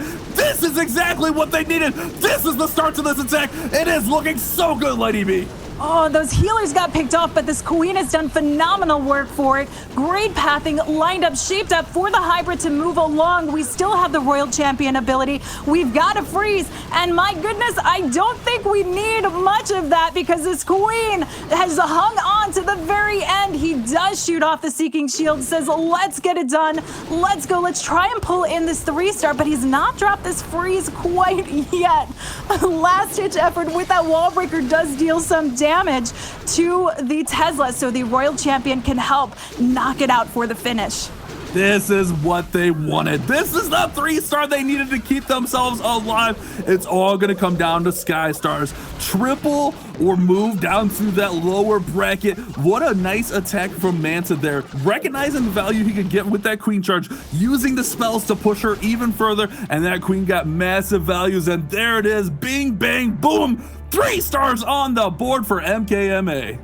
But that I gotta point out that super wall breaker, we see this from time to time. If you have a leftover super wall breaker, you can lend it to help pick up some additional damage, and that's exactly what he does to give his royal champion just that last leg to pull in that 3-star. I mean, that's pro move right there, Bash. Yeah, that super wall breaker was a nice read right there at the end. Get a little bit of damage on those last few defenses, but it all comes down to the one and only Cerise. You may have seen him on the big stage before as he was in the builder base tournament, and they gotta get a 3-star here. And Lady B, we're seeing drag bat for the first time, but notice the lightning spell and the earthquake perhaps going to bring in that royal champion to take down one of these single target infernos, and here it goes. That royal champion seeking shield should be able to target and take down that single target inferno right now. Yeah, that's a very popular combination because it lends itself to get as much value as you possibly can with your Royal Champion without having to expend too much spell value in it for the shaping up of the base. So your dragons can work through with a rage, and you can bring in the addition of those bats. So I love this combination, and the fact that we've been seeing it a little bit more throughout our tournaments. But we still need to see the pathing created for these dragons. They need a narrowed out path so they can move straight through, taking on dispersed damage along as they lead to the town hall with the blimp sailing through that warden ability here. But I noticed the ice golem coming in to do some tanking here as well. Really interesting play there on the ice golem. You'd think you would keep that maybe for the bats a little bit later, but here comes that battle blimp. We may see that warden's ability protected over all of these compartments. There it goes. Right there's the warden ability. The dragons actually dispersed of a headhunter that came out of the clan castle. The blimp's going to fall down and take down the town hall, and here comes that ice golem to actually freeze that single target inferno, so the queen's going to be able to disperse of it, and there's not too much splash damage left for the bats. We do have 2 wizard towers, but remember, these bats are just going to swarm through here and take down the base. If he can get these wizard towers down, this will be really nice, but he's got really interesting. Oh man, only 1 freeze. Lady B, I'm worried. Yeah, only 1 freeze. He's got the 2 wizard towers left. I think he wanted to see a bit more of a swarm moving over to the opposite side of the base. Again, if he had this ice golem, we could have seen it, and this is the biggest deterrent here for bats, is those splash damage that winds up on the back end of this base. And with this, Cerise giving into a bit of the pressure on the line, which means we're going to see MKMA coming through tomorrow, but we will get to see Sky Stars and Cerise a little bit later today. That was a really interesting choice of where to deploy the bats. He pretty much put them in the middle of all the defenses. Normally you're going to see a bat wave come in from either side, whether it be that 9 o'clock or 3 o'clock side, but he really didn't give himself much of a chance here with those bats, in my opinion. We do have some goblins coming out of the clan castle, but it's not going to matter. He cannot get the 3-star here with these remaining archers, and that's going to be it. MKMA is going to move on to tomorrow's matchup, and Sky Stars are going to go down to that lower bracket, Banks. Yes, Sky Stars needed that triple at the end of that war to be able to close things out. They just didn't quite manage to get it. They will be going into the lower bracket. Congratulations to MKMA soaring into that winner's bracket with an awesome display of base knowledge. And let's be honest, quite a slow start to that war, and then coming back to the tail end of it and closing things out with 2 triples back to back. MKMA have got to be happy with that. And look at that percentage difference. Sky Stars only a slither ahead, but MKMA with that additional star, Lady B. Yeah, it was really down to the wire. They kept this one close, but it was that flybrid that came through that really turned some of the tides for MKMA. And we finally got to see them come around and do what we expected to see them come in with. Well, we're going to see a little bit later on Sky Stars taking on Nova Esports in the lower bracket. So that's going to be a tough matchup, and we're just going to have to wait and see, because Sky Stars started out that war really strong, you know, a 96, then a 90. They just need to maybe focus on getting more of those triples. I mean, obviously, but MKMA left no stone unturned and will continue their journey tomorrow in the winner's bracket. So I'm going to hand you over to our resident expert. It's Carbon Finn at the Telestrator.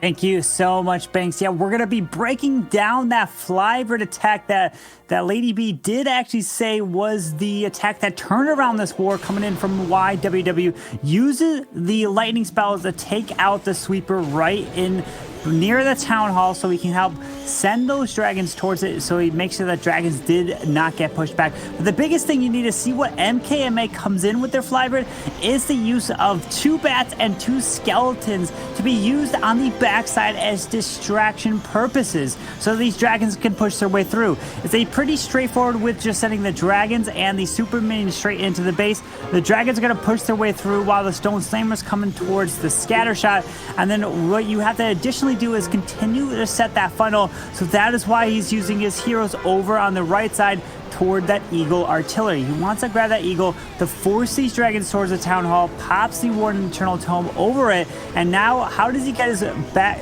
through the back end of the base? Well, he's going to use the ground, the skeleton spells, and the bats. Drops the bats right on top of the scatter shot, as that is the dead zone that it cannot hit the bats there. And then he's using these skeleton spells where there's point defenses that try to help protect these dragons as they're pushing through, and sends the Royal Champion up at the top side to help his way through. We've seen many times from MKMA, even the last qualifiers, they came in with the Flybrid and they used exactly this, just a few bats, just a few skeleton spells, only for the distraction purposes, so the dragons could keep moving through. You could use some freezes, but in this case, it kind of will help tank everything, especially to help protect the Royal Champion as she moves through. So MKMA turned this war around and got the victory, and they will be advancing to tomorrow, which means Sky Stars is going to be playing later on today. But the next match that we have going on is going to be INTZ taking on Nova Maodou.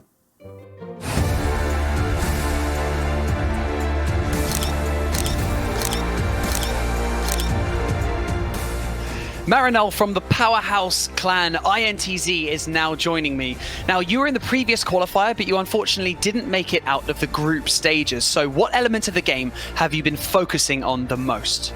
O que a gente focou mais para a preparação dessa qualificatória é se adaptar ao novo meta, com a mais recente atualização, que teve a inserção de novas tropas e mais espaço de acampamento. Então isso daí a gente teve que treinar bastante para se adaptar.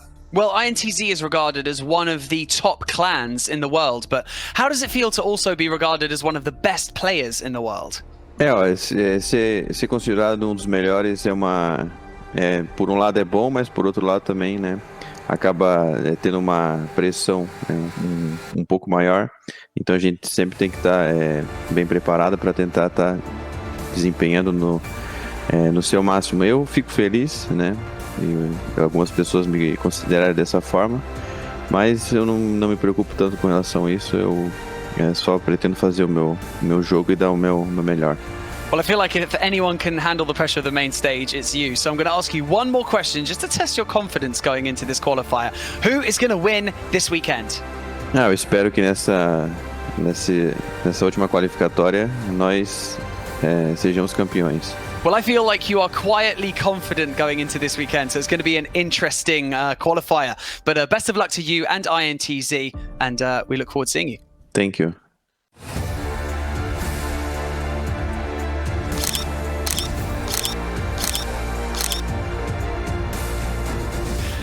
Jose from Nova Maodou is now joining me in the studio. So you've only had really just over a week to prepare for this live qualifier. So what element of the game have you been focusing on the most?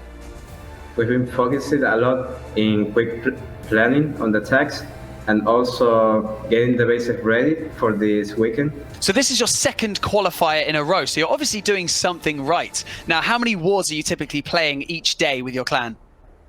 Normally 2 wars per day, but mostly 4 wars in Thursday in the ESL Mafia, which is a Spain tournament, and they are just perfect to practice quick planning attacks and stuff like that. Well, in the last qualifier that you competed in, you made it all the way through to Championship Sunday, so that must have boosted your confidence, but this is your last chance to qualify for the World Finals. So are you feeling the added pressure? The pressure not really, because when you have the experience of playing at this type of tournament before, then it's just really important in terms of the nerves. Okay, so I have to ask you finally, at the end of this interview, this is my last question, who's going to win this weekend? Hopefully us. We will do our best. Okay, nice. I like that. A humble response. It's good. Thank you so much for joining me in this interview. And Jose, we wish you and Nova Maodou the best of luck this weekend. Thank you, Banks. Thank you so much, Carbon, for breaking down that impressive attack. We've had some huge performances already. Really impressive from MCES and MKMA managing to clutch that one out right at the very end. So joining us now on the desk, I have a caster who is now often referred to as the Hype Machine, and the other one being the Terror of Bases. Welcome back to the desk, Woody. So we're now truly stuck into this qualifier. 2 clans already through to the winner's bracket. Woody, what have you thought of the performances so far? It's been really interesting. An explosive start with Nova and MCES scoring some of the highest 3-star rates of any ward this year, but then a bit of a dip down with defenses holding up in that last round. On Bash, we've seen some Super Witches, Super Minions, no Super Valks, still waiting on it, man. Why do you think that is? The Super Valks can be a little bit tougher to control. Yes, they're going to drop in that rage spell, but you also got to account for that extra camp space. And when you get those Valks in a rage spell, those girls just take off throughout the base, lose their tanking, and they can go down a lot faster, whereas the Witches are going to kind of stay back and be a little bit more predictable. Oh, man, I want to see some Valks too, though. All right, everyone, check your volume knob because Bash and I are here to blow this one out of the water. INTZ and Nova Maodou are both really experienced teams. INTZ actually qualified for the most number of qualifiers last year in the 2019 run-up. They didn't get the golden ticket, but they made it through on the wild card round. They are actually the fan favorite with 71.5% of the vote, a huge Brazilian audience that loves these guys and wants to see them moving on, but not if Nova Maodou have anything to say about it. They have been competing as the little green soybeans from China, a surprise upstart team that have been picked up by one of the largest organizations in esports, Nova. They switched up their roster this month. Hai and Ming are returning, 3-star hitters to be sure, but the rest, Jose, Franco, and Velsibor are new additions, Bash. That'll be interesting to see how it plays out as Nova is still looking to punch that golden ticket. We're going to have Renan with INTZ coming in with those Super Witches. Banks kind of referring to it. One of the more popular strategies we've seen since that latest update. We do have those Super Minions coming out of the Clan Castle. The King's going to go ahead and work out that 9 o'clock position and funnel everything right into the middle of the base, and a jump spell will get us right on through the rest of it with a rage, getting everything to the Town Hall. This is off to a good start, Woody. Glorious funneling and a good job with those super wall breakers. Does miss that internal compartment, but he's got 3 more wall breakers to add in there. Not super wall breakers, mind you. One of the few returns of the old school wall breakers to crack through. That death damage going to give them an extra little boost as they knock into that juicy center core. Super Witches can really go the distance, but as we've seen time and again, they can get really stalled up and slowed down early on. That is why he has brought so many jump and rage spells to get them over these walls and onto their intended targets, knocking through the first half of the base. The 2 stars are secured, Bash. I love what he did here. He used those wall breakers to open up that wall. Then he's going to have that jump to the back end compartment, which is going to open up the Igor Artillery, the single target Inferno, and that scatter shot on the bottom. Brilliant play here by Renan as those wall breakers gave access, and he's got so much left up here. Still has a free spell, has that Queen's ability. We got Hogs coming out of the Siege Bears. Woody, this is looking like a great start for INTZ. It's a bit tricky to gauge the strength of these attacks though, Bash, and actually with only a few Super Witches as the main offenders, it's single target Infernos that have burnt through quite a few of them on the backside. That Archer Queen struggling to survive against an impressive wave of destruction from that scatter shot, knocking heroes and hogs down alike. Renan still has a lot left to do as Jose's last defenses in the bottom compartment have held on, but we've got an ability. The Royal Champion tosses her shield. She might just have done it. So many buildings still standing up with just 18 seconds. Renan has an extra freeze spell that he hasn't even used yet, but can he knock down what still stands, Bash? So close, Woody. I got a little bit ahead of myself. You called it. Those witches got burned up, and this one is going to be coming down to time. 4 seconds. Oh my goodness, that storage is at full health, and it is not going to have enough. The 97% devastation. The time fell for INTZ. Oh man. I got ahead of myself. It looked so strong, and then those witches just fell down right there at the end. And the Royal Champion tried her hardest, but she could just not clutch up those final few buildings. Renan was the MVP of the INTZ squad back in June, picking up 3 triples off of all 3 wars before they lost to Worlds Qualified Team alternate attacks. The story changed up a bit last month, though, in October's first qualifier when he failed to get a single 3-star, and unfortunately, that seems to have happened again here. They lost to Darkest Muzan, though, and so an interesting storyline here for INTZ is that they have actually been defeated by 2 teams that have gone on to the World Championships. The fact that they picked up a 2-star and a 97% is a great start for them, but Ming from Nova Maodou might be the one to upset him. The next attacker from this squad is moving in hard and heavy with Yetis. This is our first sight at the Yeti Smash in this qualifier. One of the favorite attacks of all of these players. It is still super strong. Those Yetis are going to come in. Remember, those Yeti Mites are going to come out of the baskets in the back and target those defenses. And we got a great funnel set through the middle of this base. We do have a jump spell. And look at this, 3 ranges. But those Yetis, oh no, the Yetis are going to walk around. He's going to have to push them back in. Perhaps use that jump spell a little bit earlier than anticipated. Wait, they're coming back, Woody! The Yetis are coming back to get the town hall down. By hook or by crook, we'll pull them back into the action, and Ming will continue his path of destruction through the space. Knocks down the enemy Archer Queen, and with the jump spell is all just hauling all over the place. Great job on the bottom side, adding on a Royal Champion to support those witches and keep them on task. There's a lot of exterior buildings to finish off, but the cleanup is going great. Halfway through this raid now, and he's got the 2-star secured with those heroes still looking strong. A Royal Champion ability still yet to be used, and she'll hold on to it for the last line of defenses along the top side of the space. Ming still has a rage spell. Ming still has 2 freeze spells left, but where are all the offensive troops? He's lost his Archer Queen, still stunned on the top side, and there's not a whole lot left for this base to be finished off. Oh, the Royal Champion tried her hardest. He raged her up, but she could not get through the Expo and the scatter shot, and this one is not going to have enough gas as those key defenses are tucked away inside this base. Ming is going to look to respond to INTZ's 97%. Perhaps some Yeti Mites can come out of this Yeti's basket and help get down that scatter shot. Remember, the Royal Champion did... Oh, wait. Oh, they're gone. Oh, the Yeti got spring trapped on out of there, Woody. Well, those Yetis only have so many Yeti Mites in the basket. Ming actually just missed the Archer Tower there with his last free spell, but I don't think that was going to be the crucial exchange here. He's chipping even more damage in, just grabbing as many structures as he can. As you mentioned there, INTZ with a 97% did an awesome job, and it looks like that will hold on to the lead in this war. But Nova Maodou striking back with 91% total on their 2-star are certainly still in it.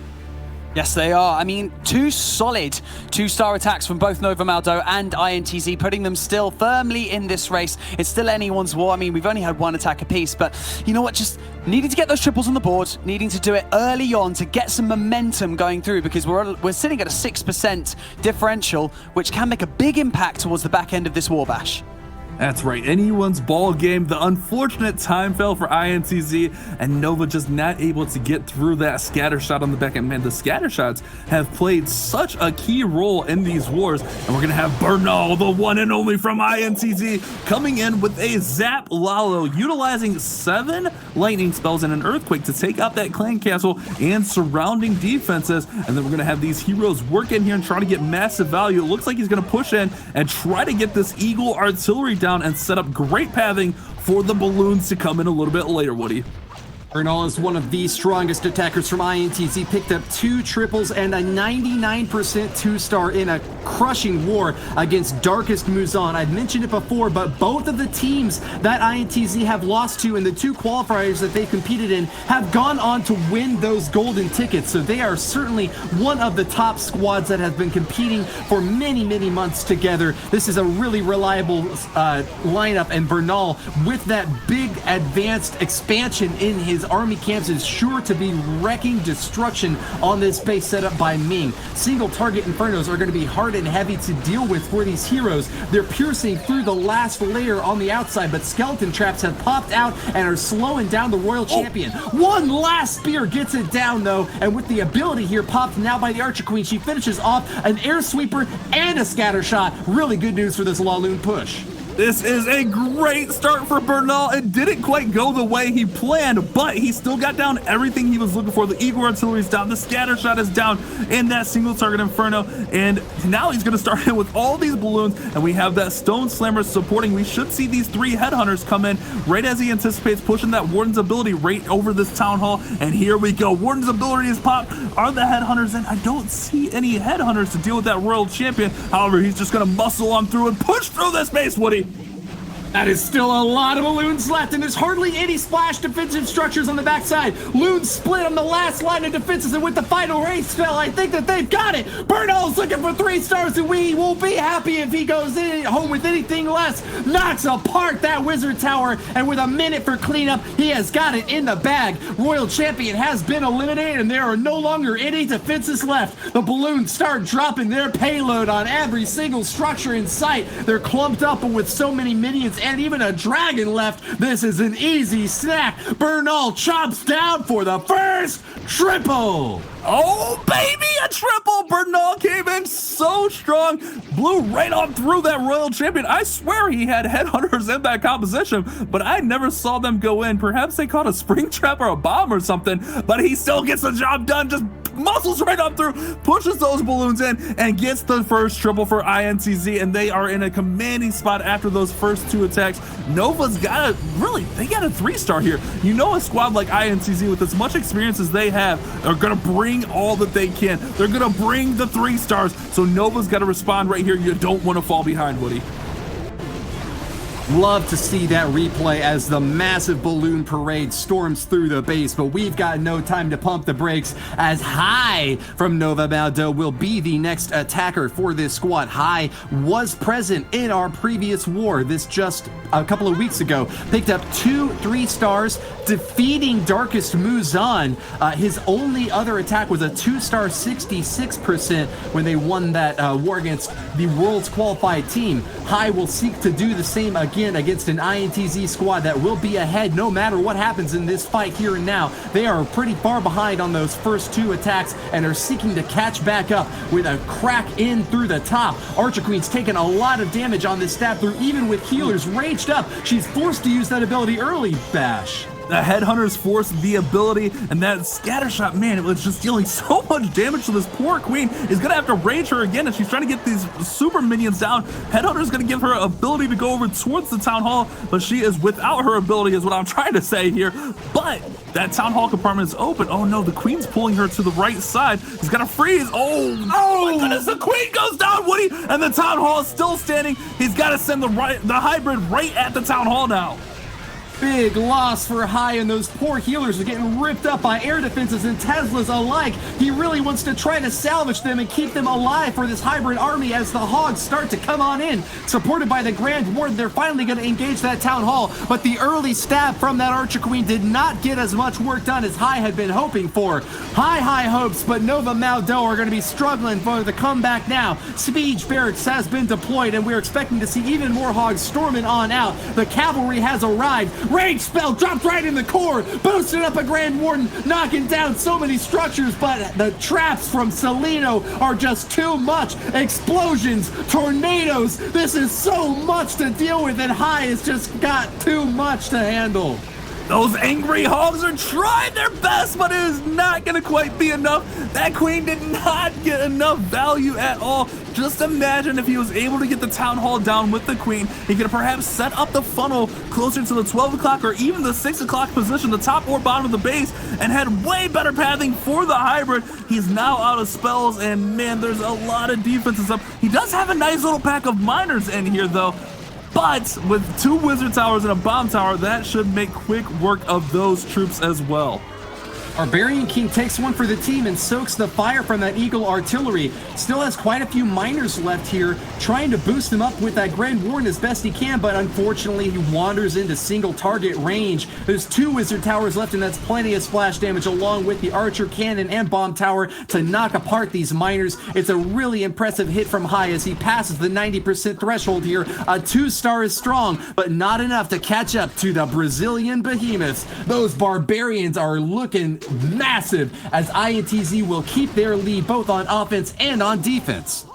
That's right. High had a great recovery here. Not quite enough to get over the hump, but a great recovery for the 92%, but they're going to fall behind now, Banks. Exactly. Keeping that percentage high, though, that was crucial for Nova Maodou towards the back end of that attack. However, that was a difficult pill to swallow, losing out to that star. So Nova Maodou are going to have to shift into a new gear in order to overtake INTZ, but still anyone's right now, Woody. Yeah, I gotta say, INTZ are really far ahead right now, though. They certainly have gotten the advantage in the early stage of this war, and with Loop Zero moving in next, I think that they're ready to push it even further. He was one of the few players to have a perfect war day in every single day earlier on in this month. In the October qualifier, INTZ's Loop Zero recently added back onto the lineup, got 3 3-stars, and is looking to do the very same thing again against their old foes, Nova Maodou. Franco on defense has got his Eagle Artillery and Town Hall far separated, as we often see, but interestingly, Loop Zero has decided to go for the Eagle Artillery early on here. A bit of a risky play, but if it pays off, it might be exactly what he needs to finish off that key defensive structure and knock down for all 3 stars. The Queen is going to take out the King here with the support of that Headhunter, and as you mentioned, there it goes. The Eagle Artillery is going to be targeted, and she's going to pull out these Clan Castle troops. It does not look like a full pool, as we just see some archers in there. A lot of times when you see a handful of archers, there's going to be Headhunters and maybe even super minions behind, so we'll have to see as this Queen pushes a little bit further in what comes out of the Clan Castle. Meanwhile, we have that brand new Champion King on the right side, just setting the funnel for the hybrid, and here we go. There are those super minions and a Headhunter coming out of the Clan Castle, Woody. Really great decision there by Loop Zero to hold on to that poison spell. It can be super tricky knowing when exactly to deploy it when you got CC troops marching in toward you, but using it on the Headhunter and the super minions is exactly the perfect decision here. Keeps his Archer Queen up, alive and well, and the main phase of the attack has now begun. Riders swarming through the right corner of this base. They'll easily knock down that first multi-target Inferno, and have got that life aura perfectly positioned to keep them healthy and secure. Archer Queen on the backside will engage the offensive Archer Queen, but the ability popped right there. Royal Cloak will protect her, knocks down the enemy, engages the enemy CC, and will finish off a scatter shot to boot. Meanwhile, the Hogs are unstoppable. This is an easy 3-star for Loop Zero. Loop Zero crushing this base. He had perfect timing to deploy the Miners and Hogs right into that single target Inferno and raged them right through the Town Hall, and all that remains is this multi-target Inferno. The Royal Champion still has her ability. That Queen charge was epic, Woody. He got everything he needed and more. Look at all those troops along that left-hand side. It's just a matter of time before he gets this base down for the 3-star. A terrifying beast lurking in the woods, but there goes Loop Zero, and a 1-2, 1-2, and through, the Vorpal Blade went snicker snack. He left it dead, and with its head, he went galumphing back. INTZ with another 3-star. INTZ taking that commanding lead. Look at that percentage. They are at 99% average destruction. Remember, their miss is a 97 time foul. These guys are on fire, carrying over that momentum from the last qualifier. Loop Zero on fire. That was such a well-executed hybrid, and we're seeing the shift back towards the ground hybrid attack rather than that air hybrid or the flybrid with the dragons and super minions. Everyone remembering, oh yeah, we got 20 more camp space. Hybrid's probably still really good. That was one of the most impressive, overwhelming victories on an attack since we saw MCES clapping back. INTZ are certainly a force to be reckoned with, as Nova Maodou are now shaking in their boots. They will need back-to-back-to-back triples just to keep pace against these Brazilian squad mates who have so much experience together, leveraged at the grand stage here. Jose from Nova Maodou is going to be bringing in a bit of a kitchen sink comp here. He's got a Giant to block out front, a Valkyrie to support, some sneaky goblins are going to be moving on in to grab some additional funneling on the outside, uses spells here on the early stage to knock down an air defense. This is a pretty weird start, but I like what Jose has got in mind. This is a really bold strategy, activating the Town Hall early here. He did use 3 Quakes on it, so it did take quite a bit of damage, but I wonder what his play is. I mean, I guess we'll see the play. It looks like he's just going to try to send the Royal Champion in to disperse of the Town Hall. If he can pull this off, this will be a great grab from the Royal Champion. Seeking Shield's going to go in, throw down, take down some of those buildings, and here she goes, Woody. Free spell comes down. She's going to be able to get down the Town Hall by herself. Great read from Jose. killed that clan castle early, and with the first star secured, Jose just has to worry about the outer structures now, destroying as many buildings as he can. That key first star secured means that there's no chance of the dreaded 1-star fail. Jose from Nova Maodou has got his work cut out for him, though, because he knows that 2 stars is not going to be anywhere near enough to get his team back out on top. Single target Inferno has locked the Arch Queen, and that's damage. That's a lot of danger over there on that left side. He's going to get the retarget here now, but she has not drilled in the way that Jose had hoped. And with her ability already used, she is going down, Bash! That queen goes down quickly. I think he was hoping she would get that single down, but he's moving on. He's got the Lalo coming in from the top side. We got Headhunters also pushing in with that Warden's ability. We're going to haste them on through. Look how fast they just flew in. We got the Stone Slammer being deployed, and this one's off to a great start in the middle of this base. But he's got to push through. There's a lot of big defensive buildings up, including that scatter shot. Oh my goodness, that scatter shot is just dealing so much damage. These single target Infernos are just perfectly positioned by Renan to deny the bulk of the damage coming on in from Stone Slammers, Dragons. Even these balloons are having a tough time knocking them down. They have finally gotten the job done. A minute left for cleanup and most of the base has been destroyed. I think he might just have this one. Jose has done it with so much offense. He still has left.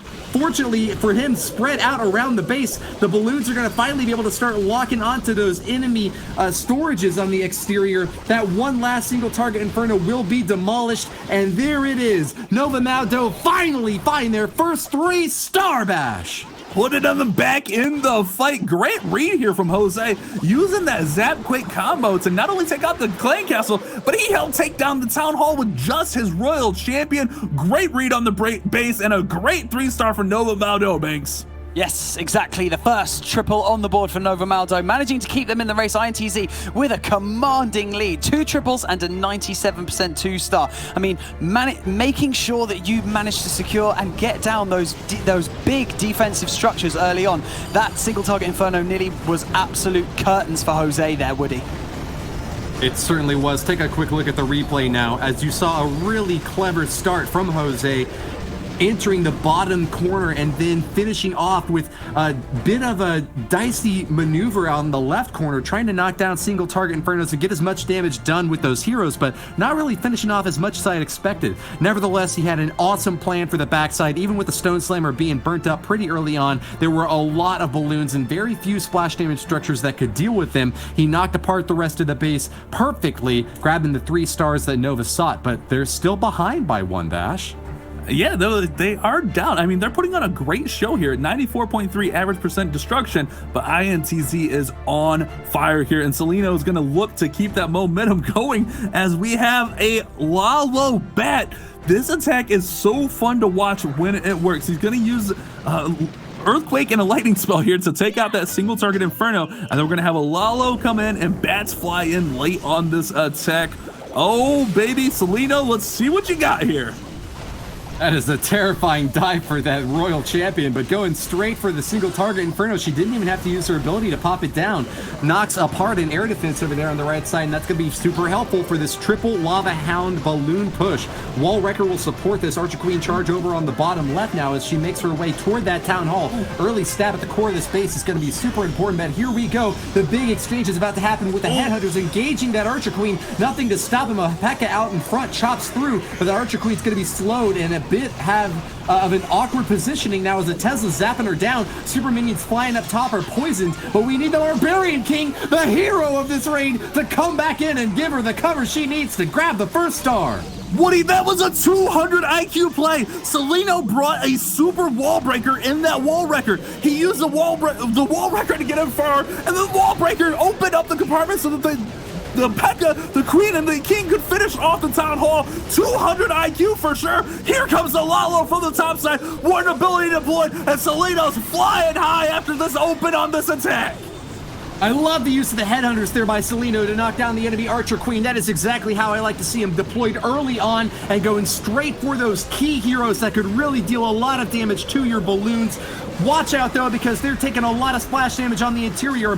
Tornado is going to pop off and start to give some more trouble for those as they try to take down that last air targeting Expo. Bat spells have been dropped though, and with the freeze on top. What is going on, Bash? It is a destruction derby for Salino, finishing off every defensive structure in sight with an additional swag freeze spell left to deploy. The triple for INTZ is in the bag.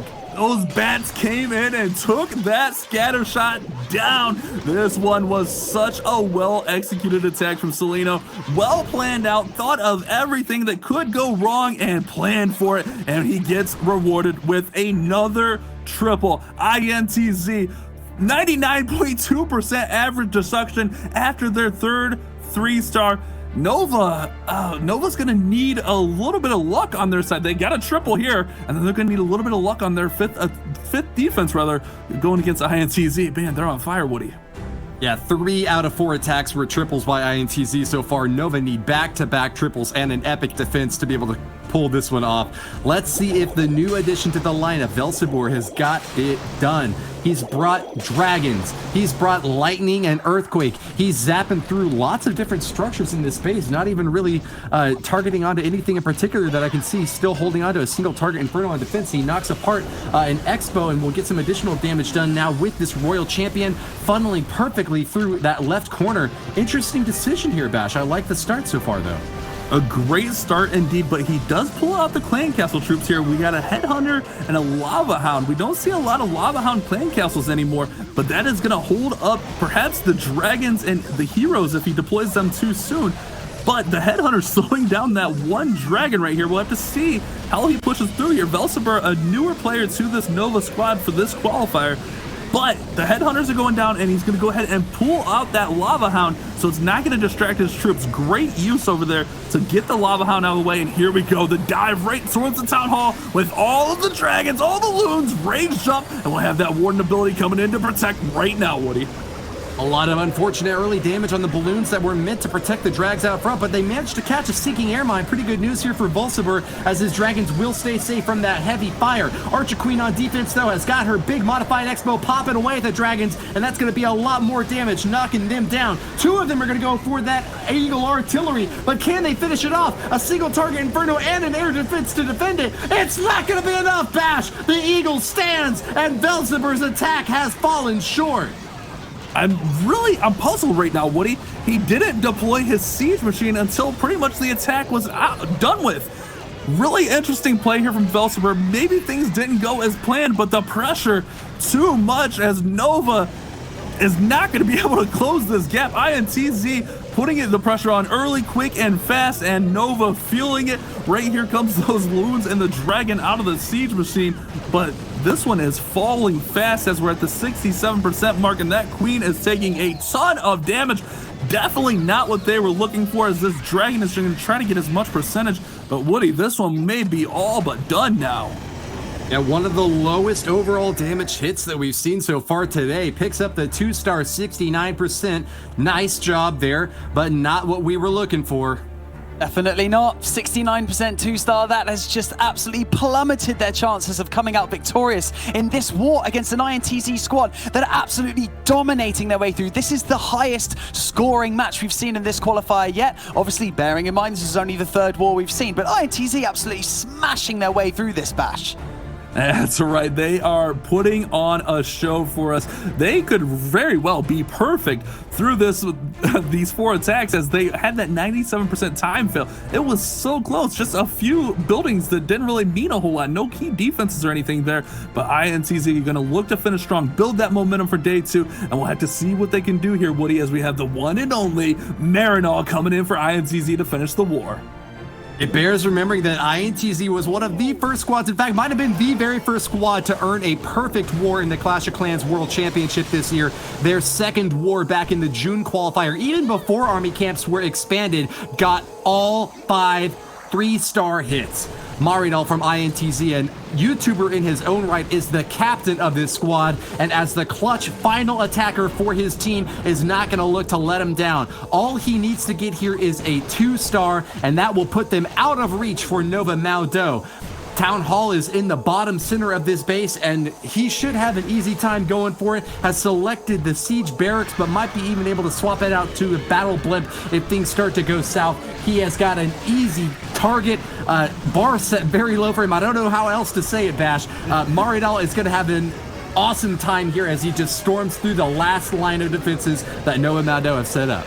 With everything deployed here, this one is all but done for INTZ. Let's be honest, but you know this INTZ squad. They put on a show for us each and every time they perform, and we got a herd of witches making their way towards the Town Hall. We do have that super wall breaker, perhaps going to try to break it in, and here it comes. The super wall breaker going to open up the Town Hall. Ooh, not quite the Town Hall compartment, the one next door. However, the rage spell will allow everything to reach the Town Hall, and that Warden's ability will protect to get that first star secured, and the second one is right behind. Storming through this base, the Town Hall's down, and the 50% is secured. Maodou from INTZ guarantees victory for his squad, and they will move on in the upper bracket of this final month of the Clash of Clans World Championship. One more golden ticket left to hand out for our $1 million prize pool event, and INTZ have got their sights set at the very top of this mountain. Climbing high, they have stuck an ice pick into their opponents and will keep their charge going forward.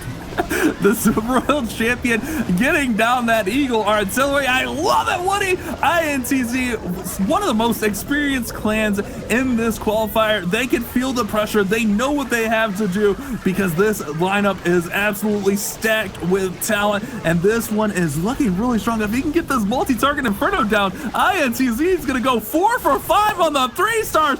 Nearly perfect war here. Oh my goodness, INTZ, have yourself a day. That's what we love to see, Woody.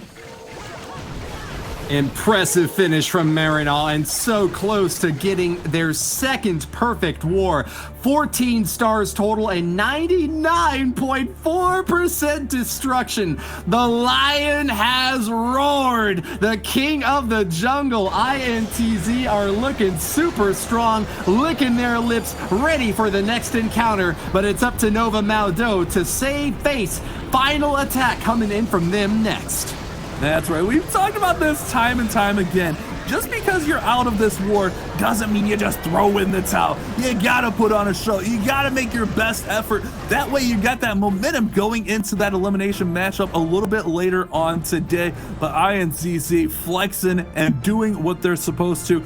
Putting on, man, what a performance. The only fail was a 97% time fail. And we're gonna have Franco finishing up for Nova. Finish strong, Franco. We got drag bats. 10 dragons soaring in from the sky, and 6 bat spells, a pretty heavy spell-based offensive to sweep through the back end. Those bats really hate to go up against wizard towers, but pretty much any other big structure like air defenses, single target infernos are an easy snack for them. That's why Franco's got to focus down on eagle artillery, multi-target infernos, and wizard towers to get them a clear path for landing. Free spell is certainly very helpful for them on the backside as well. Rages can keep them going even faster, but this attack is going to be all about setting up that bat spell to get things done early on. Skeleton Barrel pops over there on the bottom right side, and we'll give a little bit of coverage here for the wizard as he gets even more funneling done here for Franco, Bash. Those skeleton barrels, I love this troop. It's a temporary troop, but it is so useful. I haven't even seen mass skeleton barrel attacks be very effective, but using those skeleton barrels just to help the funnel and push everything where it needs to go. And here comes that Royal Champion working in from that left-hand side, going to get to that scatter shot, and he's got an amazing funnel set up here for the dragons. Both scatter shots down. All he's got to do is fly to the town hall now, Woody. I like it. Working hard early on. Franco has got a lot left to do, though. He's getting some fantastic funneling with minions along the exterior, knocking down some storages. But here goes the main phase of the attack. Grand Warden backing up these balloons out in front, trying to catch a Seeking Air Miner too. But what the heck just happened? Dragons are splitting up as so many are going to go to the exterior now, not getting the funneling early on that Franco was hoping for. They're going to go back to the middle, but have been pushed out yet again by an air sweeper that just doesn't want to let Franco keep this force united.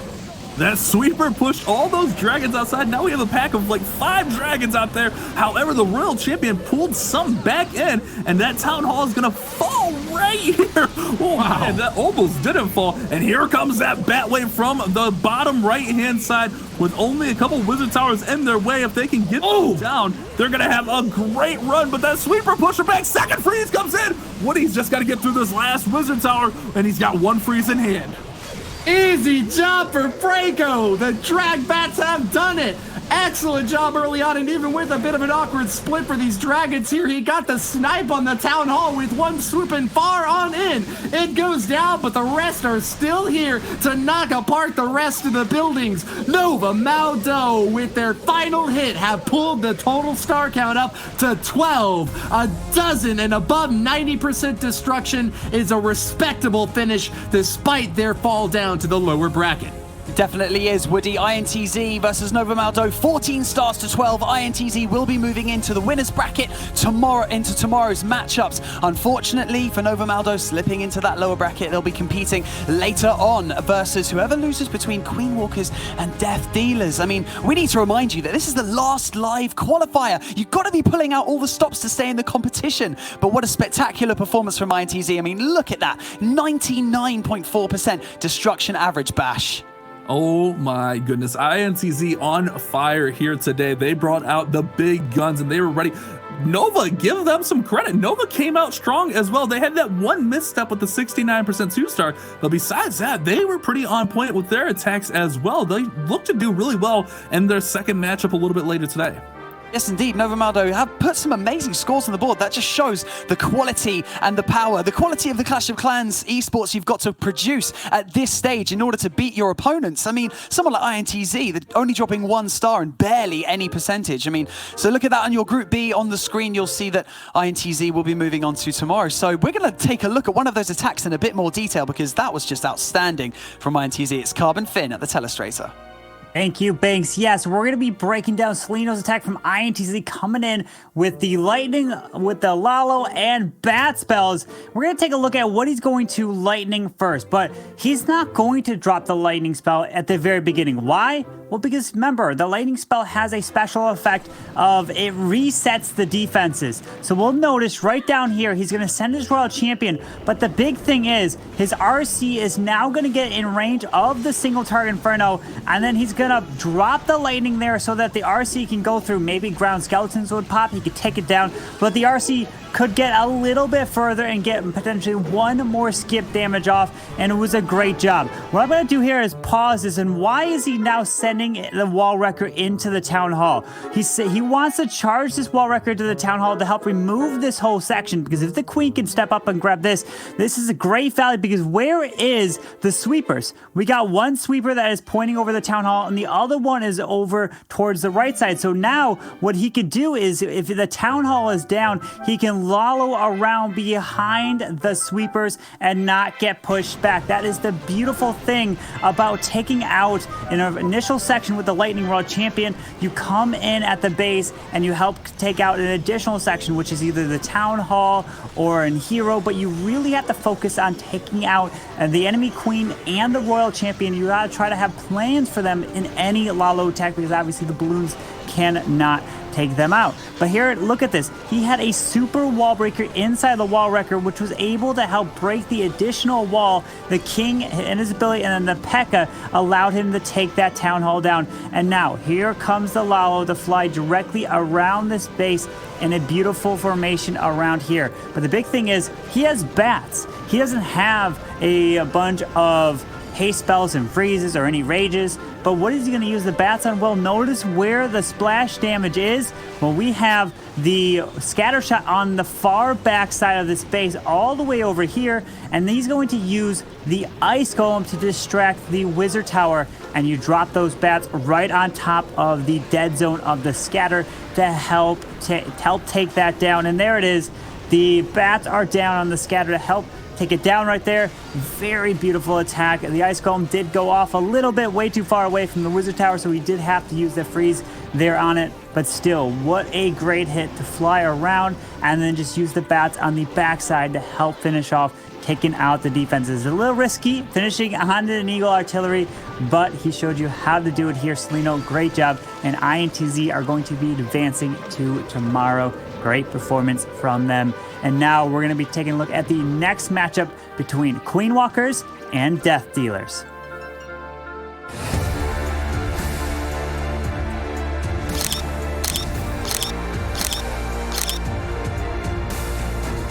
I'm now joined by Gaku of Queen Walkers. Now, the last time I spoke with Queen Walkers, we didn't have Super Minions, Super Valkyries, or the additional 20 army camp space. So I just want to know how closely you were watching the previous qualifier to see how the new update was used by the other clans. アップデートでスーパーガーゴイルが追加されたので、クイーンウォークがとても難しくなったと思っています。Well, we can all assume that you've been practicing a lot since we last spoke, but how many wars daily are we talking? チームで集まって3、4時間くらい練習しています。Well, you've only been in one previous qualifier this year, so do you feel any additional pressure because this is your last chance to get into the World Finals? はい、もう最後のチャンスなんで、ここで全力を出し切りたいと思っています。Well, Queen Walkers have had a really strong presence in the Clash of Clans esports community for quite some time now. So what's your personal goal as a Clash of Clans player? 世界大会で優勝することです。So let's just say that you do win this qualifier and then you go on to win the World Championships like you've just mentioned. What's the first thing that you would do with the money? クラッシュオブクランに課金をします。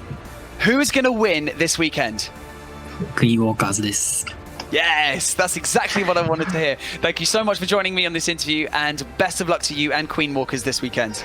ありがとうございます。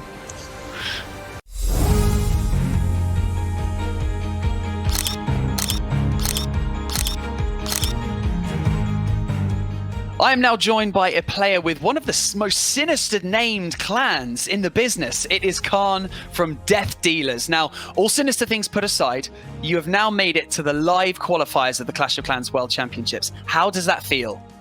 Actually, it's wonderful. It feels very good. We prepared for this qualifier very hard, and it will be excited. But we was waiting this qualifier long time. I think it will be very good experience for us. Now, I don't mean to pile on the pressure, but this is your first and last chance to qualify for the World Finals. So do you feel any additional pressure because of that? Yeah, of course. There are a lot of experiments team here, and they have been here before. It is our first time. It will be very interesting. Yeah, it will be very a little stressful. So how many wars have you been taking part in daily? Yeah, we prepared very hard. Actually, we did a lot of small wars. Probably we did it 5 or 10 per day. So I just want to ask you one final question before we go into this weekend. Who do you think is going to win? We will win, I think. Nice. That's the kind of fighting spirit we like to hear over here. So, well, good luck this weekend, and we look forward to seeing you and Death Dealers competing. Thank you very much. Thank you so much, Carbon, for breaking down that attack. And it's now time for our last two clans to go head-to-head for the first time. The standard of the Clash competitive scene has just never been higher right now, and we're going to bring you the very best Clash of Clans players from all over the world. So, that being said, I'm joined now by Judo Sloth and Lady B. So, I'm going to come to you first, Judo.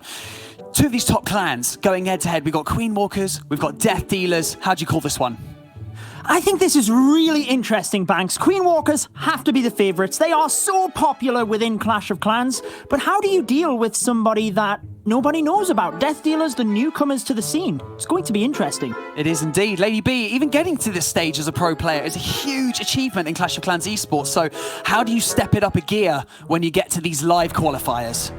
You just gotta bring everything you've got. They've prepared for this. We know it, but they've got to stay calm, cool, and collected. And I think that's what most of these pro players will say to you. And we're gonna see if the seasoned veterans, Queen Walkers, Stadra, will be able to remain calm, cool, and collected coming in with this P.E.K.K.A. Smash. Oh, an interesting start here, Lady B, because he brings balloons and the haste spell, but gets the tornado trap. The battle blimp manages to get through, and it is exactly what Stadra wants. A little bit of a close call there, kicking this one off, though.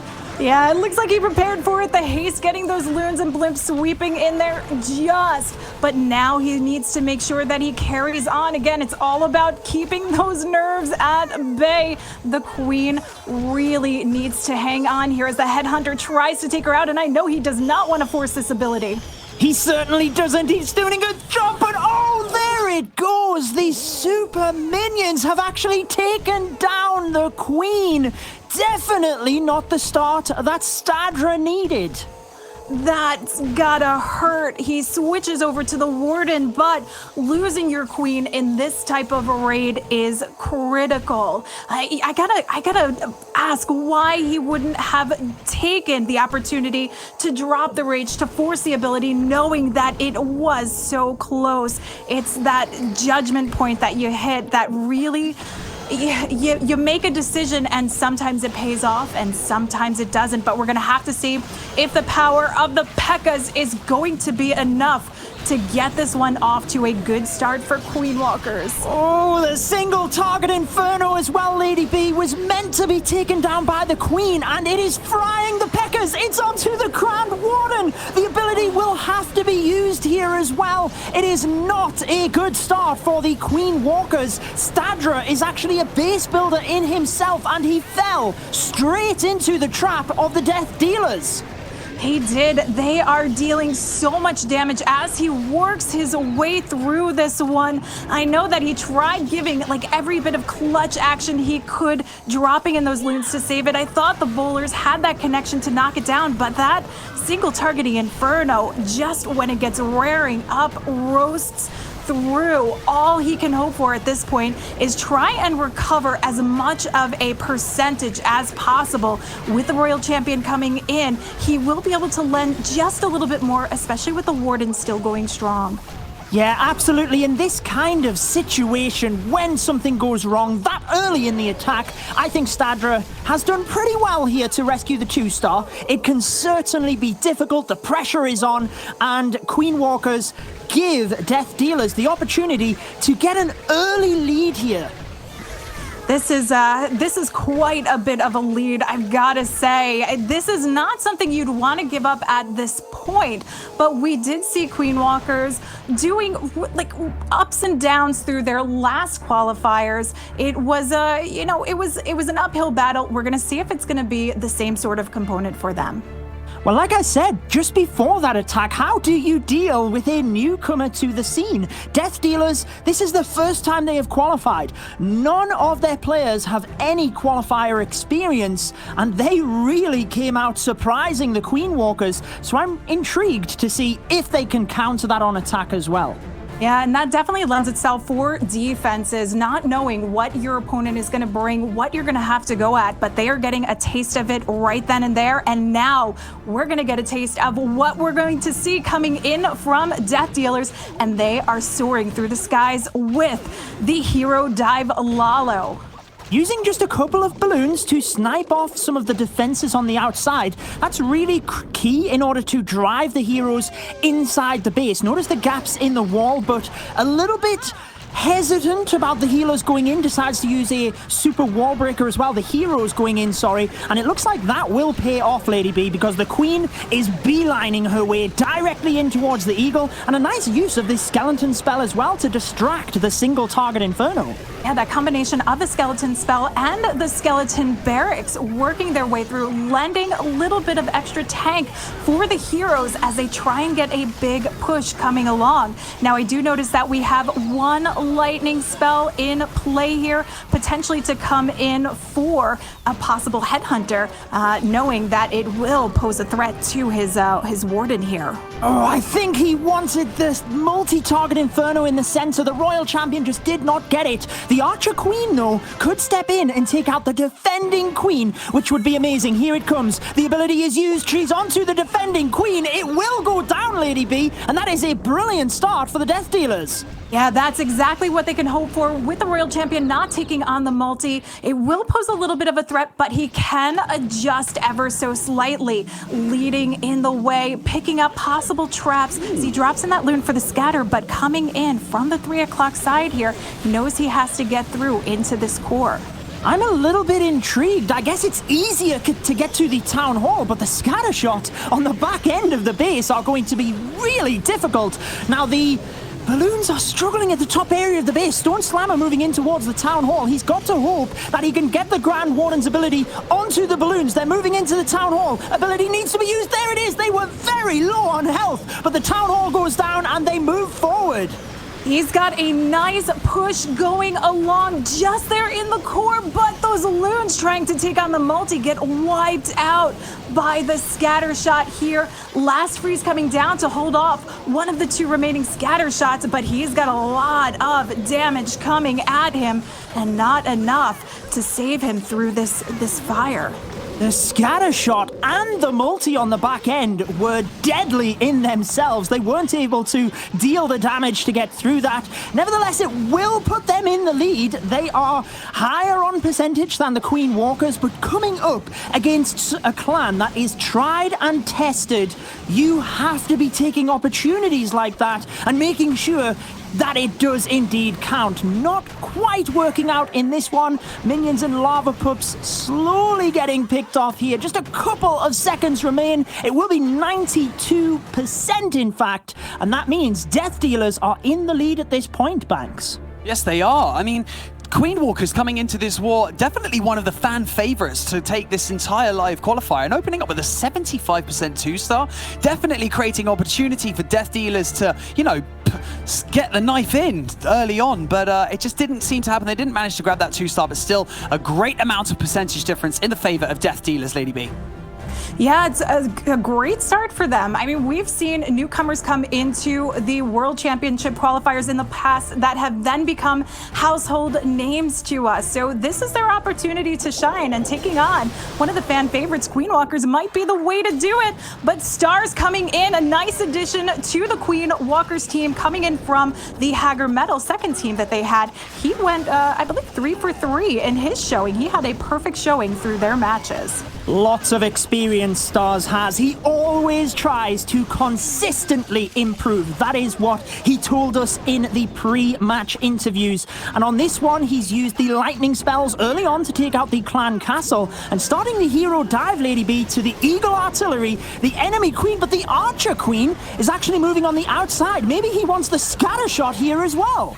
Yeah, he just needs his queen to step up to the plate, help line it up, and make that connection into the core. And that she starts doing with the Royal Champion to take on the scatter.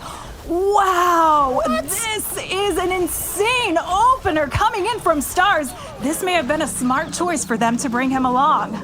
The Royal Champion takes out the second scatter shot and the Expo. Are you kidding me? What is left in this base? Queen Walkers on fire with this attack. Stars knows they need the 3-star, put themselves in the lead against the Death Dealers. And as the balloons come through, we have the Battle Blimp sneaking underneath to the Town Hall. Momentarily that will go down, and it does look good with, here it comes, a perfectly timed Grand Warden's ability. Oh, he's missed the balloons over the Town Hall. Not quite in that radius, but he manages to spare a huge portion of Loons that stayed behind. If they can sneak past, get those hastes down, get those freezes down, he's looking clear for the count here, but it's of the essence when he places these spells, when he gets them down and sweeps them across. There we go. The Royal Champion and the Suihiro method really did take down so much of the base that Stars didn't need all of the balloons. This is the quality that we knew the Queen Walkers could bring to the plate. With plenty of time left, they will be getting the opening 3-star of this war, and it means the Death Dealers now need to step it up and get their own 3-star, Lady B.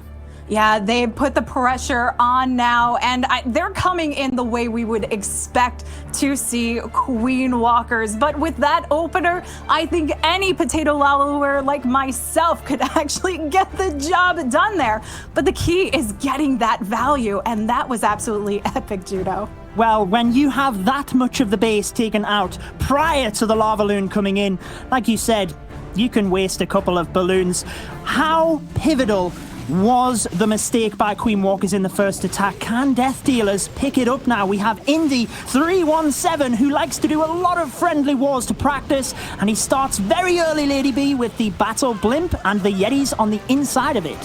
Yeah, helping to shape up the pathing here for the Queen charge portion and for the hybrid. Hybrids, we talk about a lot. They're a very common strategy right now, but they are very reliant on getting a proper funnel. You need their pathing concise and closed up so you can get the maximum value. But we also need to see the Queen survive, and she is taking on the heat here, but manages to get it under control. That rage dropped in just enough time.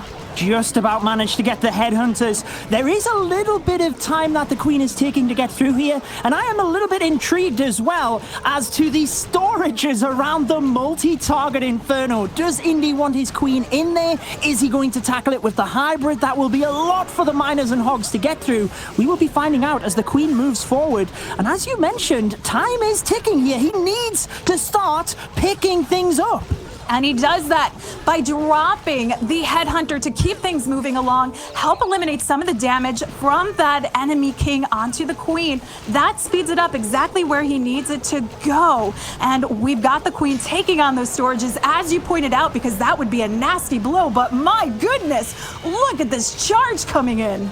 He is doing phenomenal. I think he wanted the Queen to go to the left after the multi-inferno and just send the hybrid into the town hall. Now he's going to have to wait a little bit. With 1 minute and 15, you need to start the hybrid, Indy. Where is it coming from? Here we are, from the right-hand side of the base. This is quite a wide spread, Lady B. I'm not sure that he can get through the base. And a Tesla farm has popped as well. Yeah, this is not what you expect to typically see from the pathing. Indy is thinking on the fly, but the Queen cuts across the base. She's going to try and continue to narrow it down. Again, time, the biggest factor, which is why you want your Queen to survive, why you invest those rages in these hybrids. But this Queen's got to get this moving along, and the Royal Champion needs to support right from behind the hogs and miners here.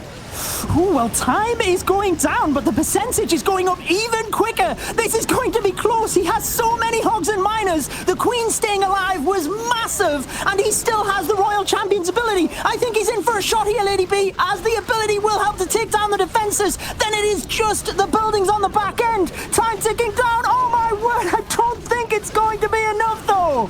Oh, those barbarians, the champion barbarians trying to help out the Royal Champion. Not enough to clutch this one for Indy. Man. So close, yet so far away now. A 98% two-star for Death Dealers coming into that attack, and just so unfortunate. Judo, you called it.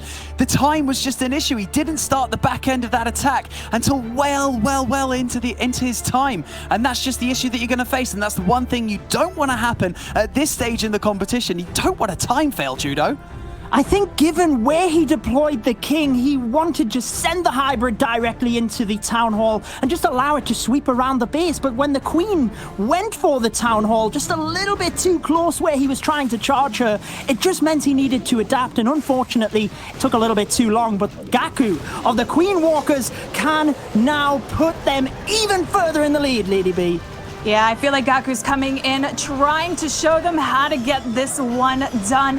Blimp sailing across successfully. Now we do have those super minions to worry about. Drops of poison for the headhunters, which will help eventually line this up to get those super minions right in place. But this Queen is hanging on by a thread, gets a rage down to keep her back to full health.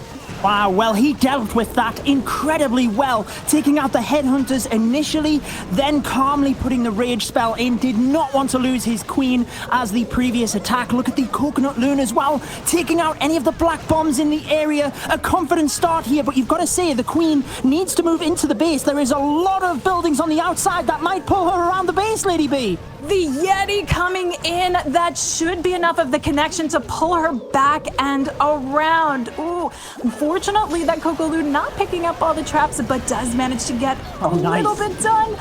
The Headhunter going down and the Queen finally stepping in place and getting this done. But we've got another wall break and this Queen's going to continue the charge.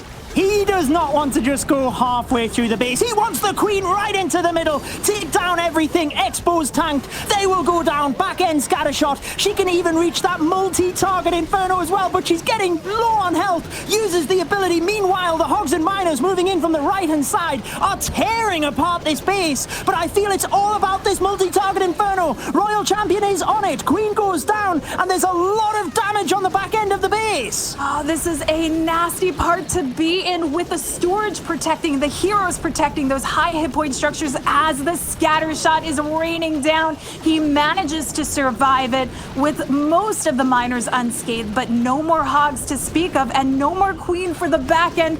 This is a tough spot to be in with the scatter remaining at that 9 o'clock corner. He has 2 freeze spells and he's trying his best to hold on to them for the scatter shot. Needs to just use one down to the bottom because the miners are getting taken out incredibly fast. They keep splitting up. He needs them to stick together, but unfortunately, due to the amount of buildings left, they are just splitting up left, right, and center. Uses the freeze spells to drive up the percentage. Let's not forget that Queen Walkers do have their 3-star. They will still be in the lead here, but it gives Death Dealers a little bit of a hope since they are higher on percentage. If they were to 3-star Lady B, they would indeed take the lead.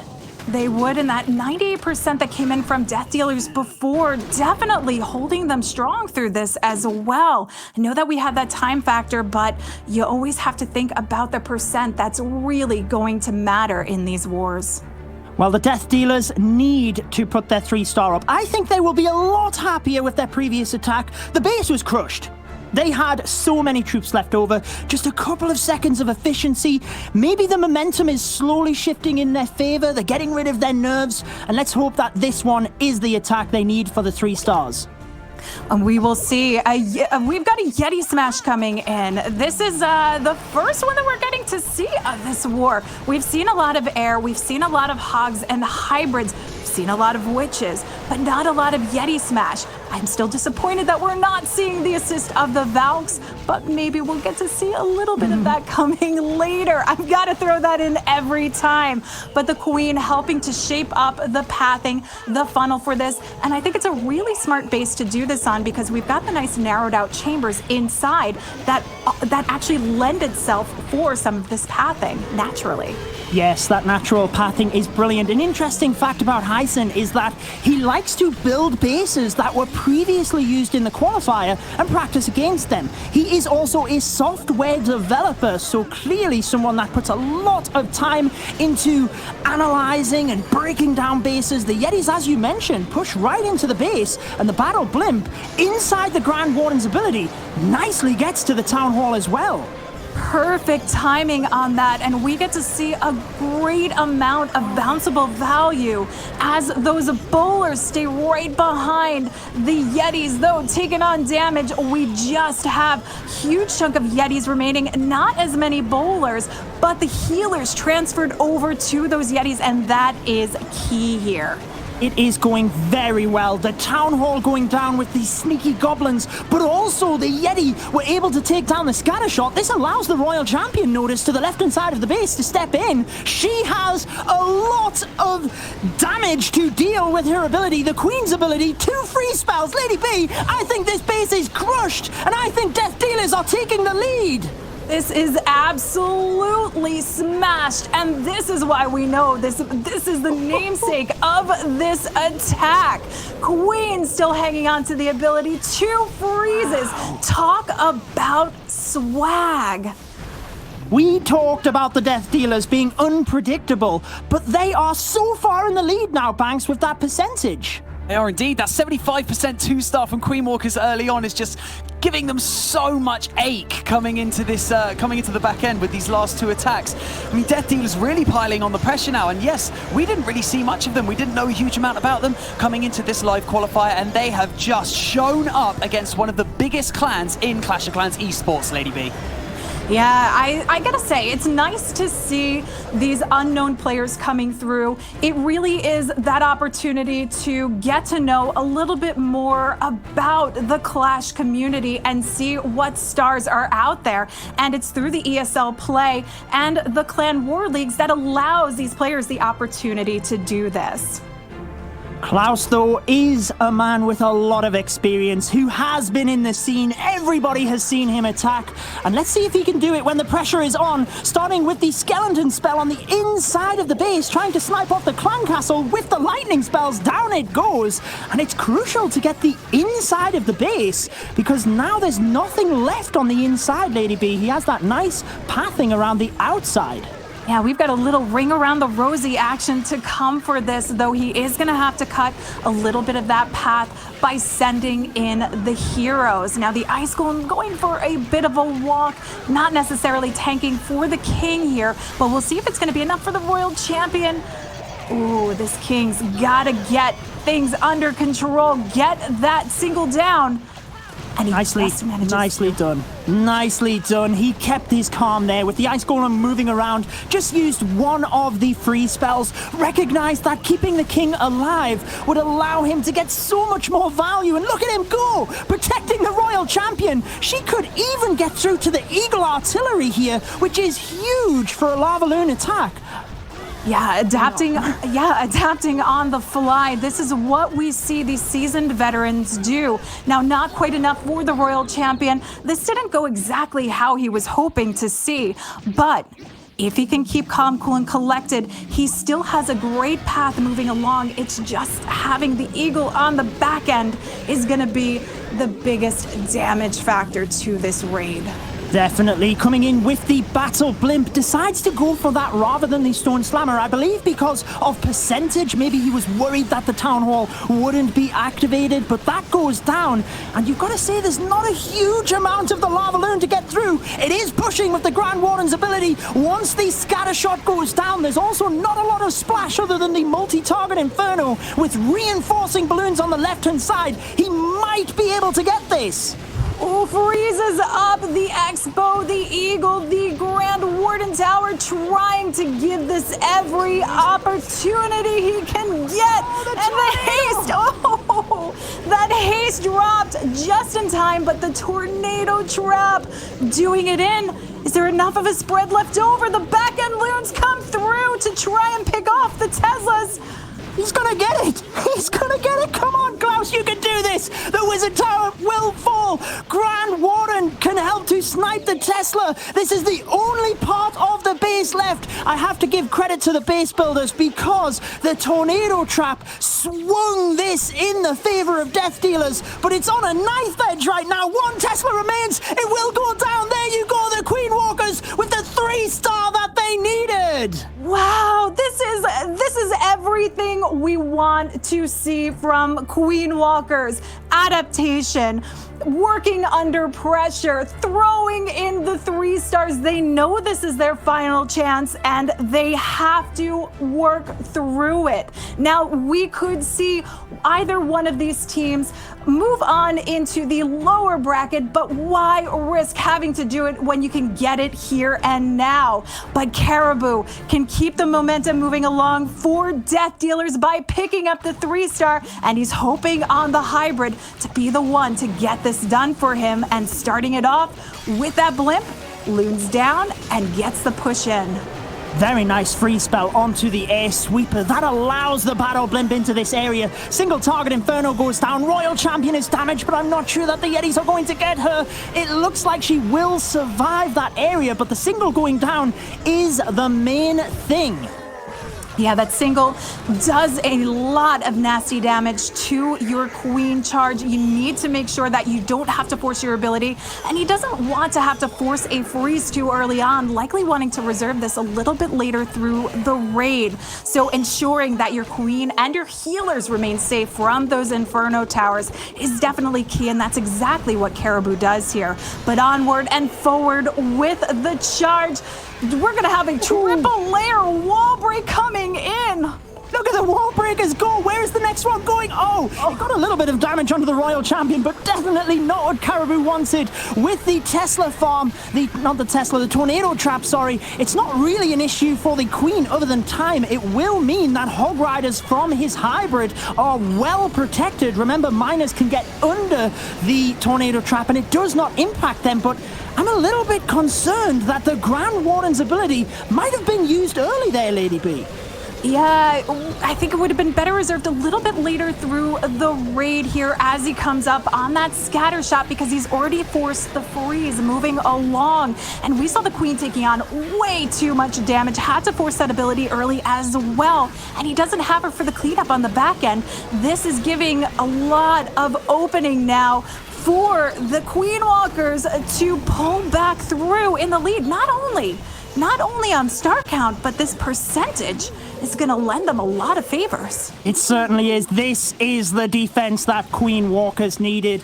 Caribou not able to get his miners and hogs through the center. They really hit a massive amount of damage in the center of the base, and they went down pretty quickly. This will mean that the Queen Walkers are a star in the lead, and they are in the lead on percentage. If they were to 3-star in their next attack, they advance, but if they don't, then Death Dealers might still have a chance. How far is the percentage on this attack? Down it goes, 68%, and now they're behind by stars and percentage banks.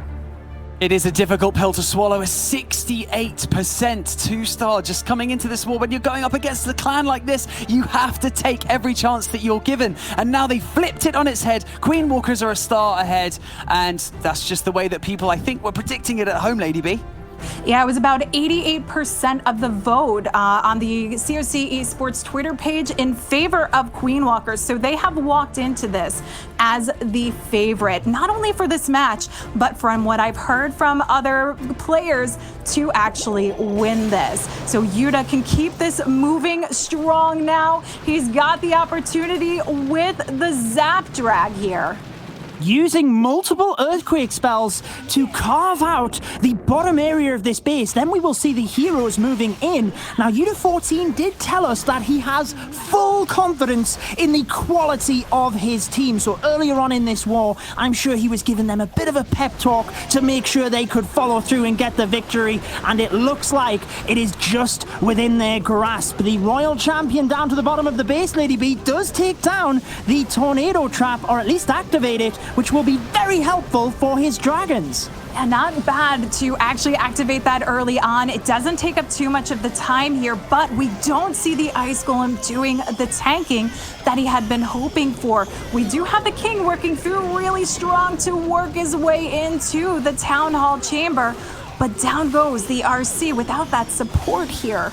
Yeah, and I think he wanted a better funnel to the right-hand side of the base. The King is taking his time, going around the walls, going everywhere. Here comes the Queen, who will beeline to the Town Hall and the air defense after this. Looks like Yuta 14 didn't want to attack the Town Hall with the dragons. Maybe over to the south west side of the base might be where he attacks in from here. But with the Town Hall down, the clock is ticking. He needs to start the dragons soon.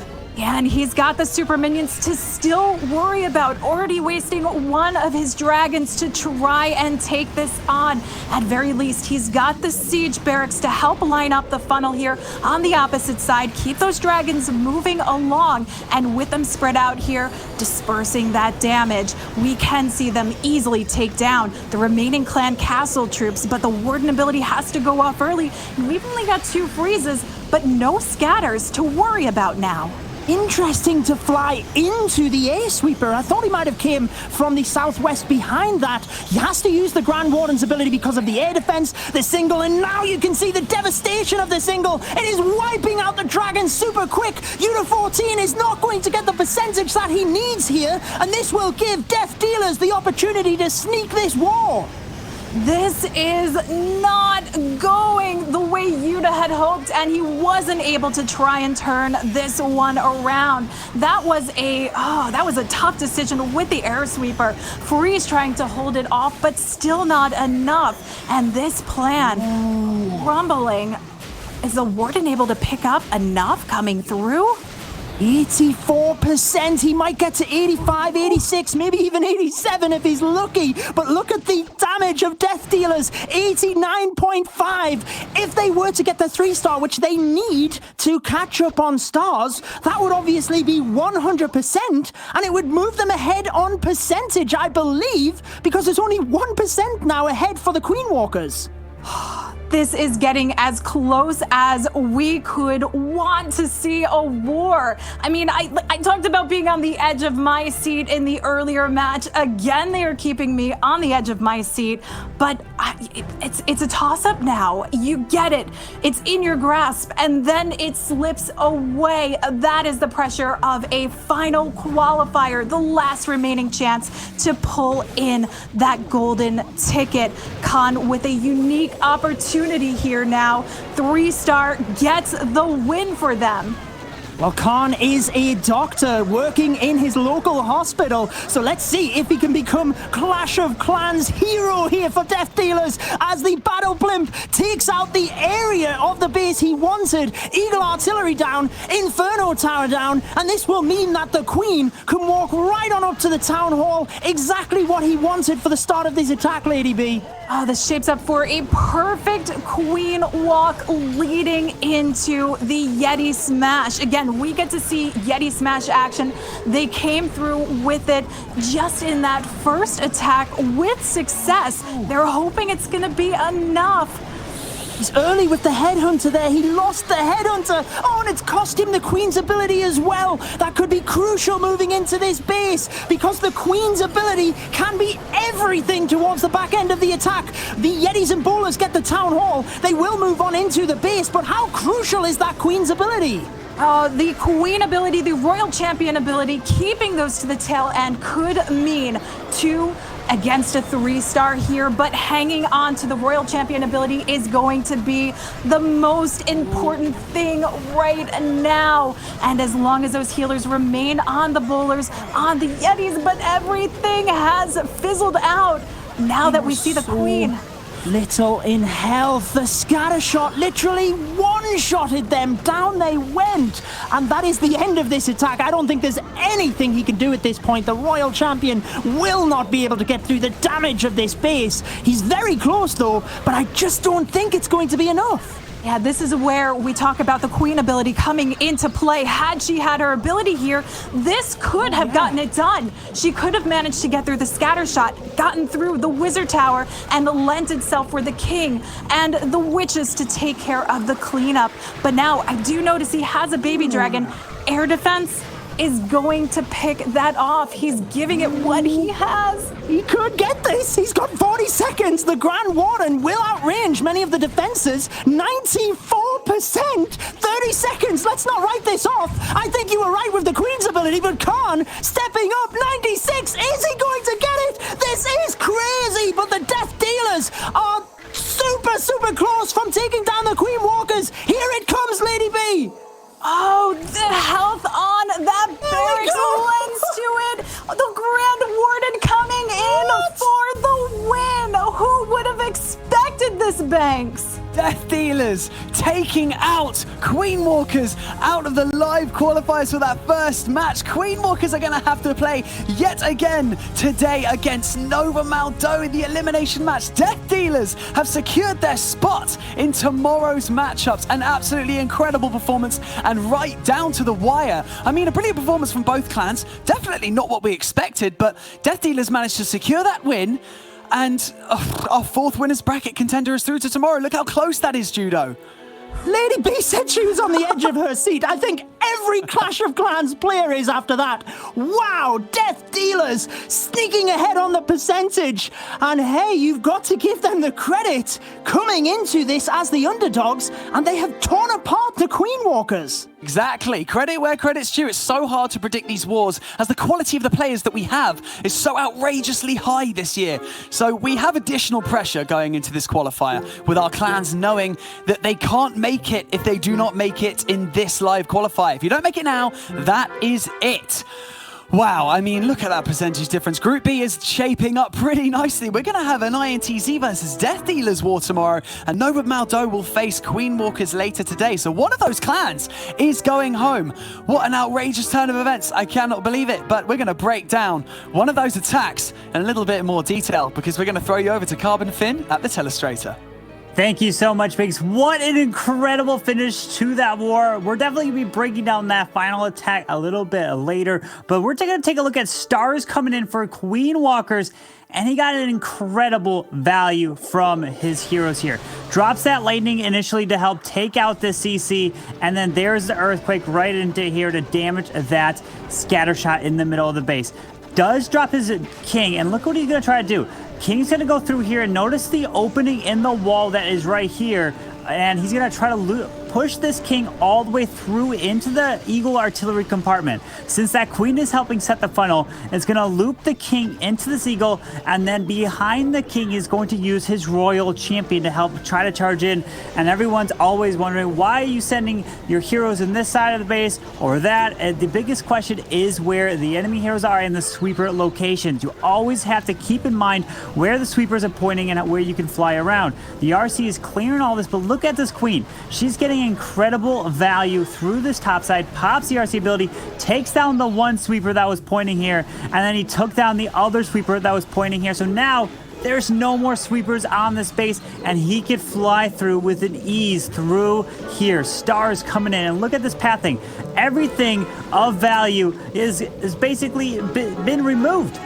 All he's got to do is fly his way through this town hall, and notice the walls that are touching the town hall right here. You could even go with sneaky goblins and a lava hound if you really wanted to, but he did decide to go in with more balloons, a dragon. But notice one thing he did not do is he missed those balloons over the town hall. But he had plenty more that was behind it because he got the eagle, scattershot, sweepers, everything down. Stars was able to push through this base and shows you the value that you can get. Remember, every single time you do a low attack, you always have to take in mind where the Royal Champion and the Queen were, and just look at these swag spells that Stars comes in for Queen Walkers. Unfortunately, it just was not enough for Queen Walkers to advance, but they will be playing later. Don't you worry about that. But congratulations to Death Dealers. They will be advancing to take on INTZ tomorrow. And now we're going to go and take a look at a video and learn a little bit more about the players in the qualifiers. What is the strategy that you feel most uncomfortable playing against? 超级女巫 Super Witch. Queen Walk. Je pense que quand on nous attaque en super sorcière, c'est le moment que j'aime le moins. Witches mostly. I think that the Shetty Smash and the Mass Super Witches. I think the spammy attacks, like the witches, now the super witches. Electro Dragon. What is your go-to army for casual farming games? 超级 Goblin. ゴブリンです。 Eu prefiro bárbaros e arqueiras. Lavaloon. Queen Charge Hybrid. Suilalo. Sneaky Goblin. How do you handle the stress during the tournament matches? 平时多加练习在赛场上是没有压力的。私たちは5人同じ場所でプレイしているので、緊張は普段より少ないと思います。 Eu tomo uma caneca de café. On a eu la chance l'année dernière de faire pas mal de compétitions et d'apprendre à gérer le stress dans des moments importants, donc je me fais pas de soucis là-dessus. I listen music for that. I try to keep calm, to focus on my war, and try not to think that is in a stream with hundreds, with millions of views. Well, we analyze the rival first, and then with that analysis, we prepare the bases and the right strategy. أكون هادئ أكثر وقت الضغوطات. يجب أن تكون هادئ أكثر يعني، وإلا الضغط في النهاية راح يأثر عليك بشكل عكسي. Thank you so much, Carbon, for breaking down that attack. And the upper and lower brackets are now set. So we have some additional information to report to you regarding today's wars. Sky Stars have been disqualified due to a rule violation. That is all of the information that I have for you right now. And as a consequence of this rule infraction, we will not be having the Group A lower bracket war today. And Nova Esports will automatically progress to tomorrow's matchups.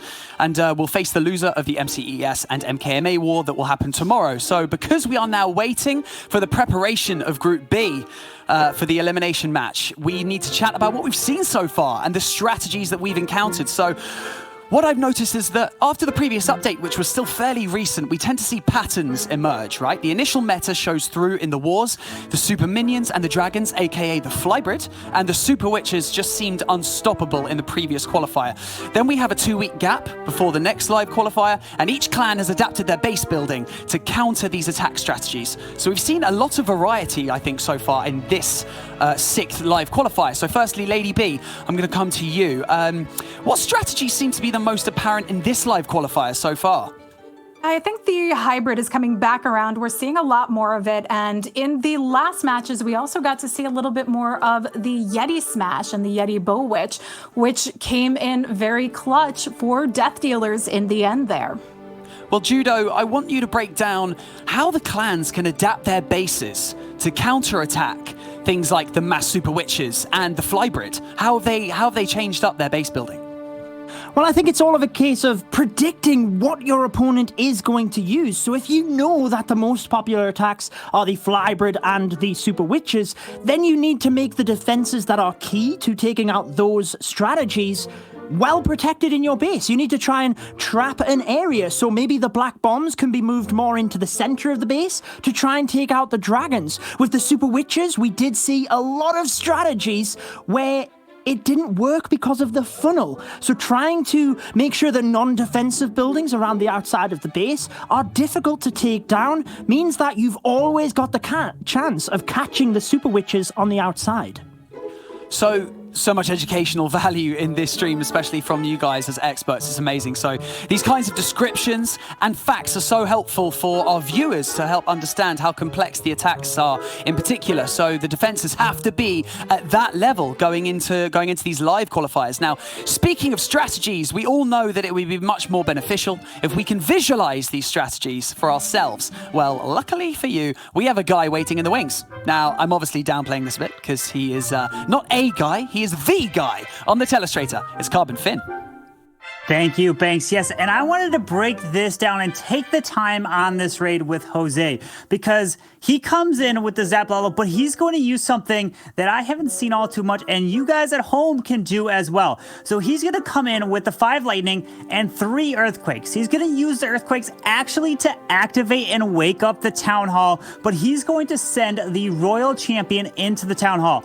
And when you're trying to send a royal champion into the town hall, the biggest thing you have to worry about is any traps or things located near it that can really take that royal champion down. So he's planning the hit here, and he's about to come in, and there is the lightning right there, and then he's going to use the earthquake here on the town hall. There it is. It's going to activate it, but the biggest thing is it's going to damage it, right, to help this royal champion. But this big thing here that I want to highlight, you can't really see it all too much, but what happened here was he dropped a headhunter right down here because the king was located right to the opposite side of the town hall. What that one headhunter is going to do, it's going to run across here and go to this king, but what it will also do is pull any skeleton traps, which those skeleton traps would end up stalling the royal champion out. So that one headhunter that when it was going live, I was witnessing, I was like, that is an incredible idea, so that these ground skellies that could potentially be there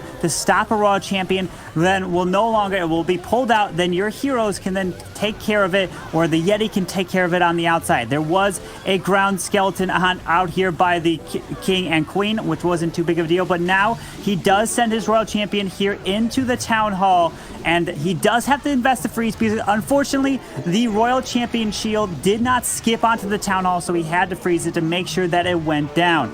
And now he's continuing the heroes up towards this top side, and the biggest things you always have to identify is where is that queen? Where is that royal champion? We have the queen that was taken down right here by the enemy queen. Now he's got to take out the enemy royal champion, which is over on the complete opposite side, over on the right side there. And now he's starting the Lalo. And let's go ahead and pause this again and identify why is the Lalo coming from this side.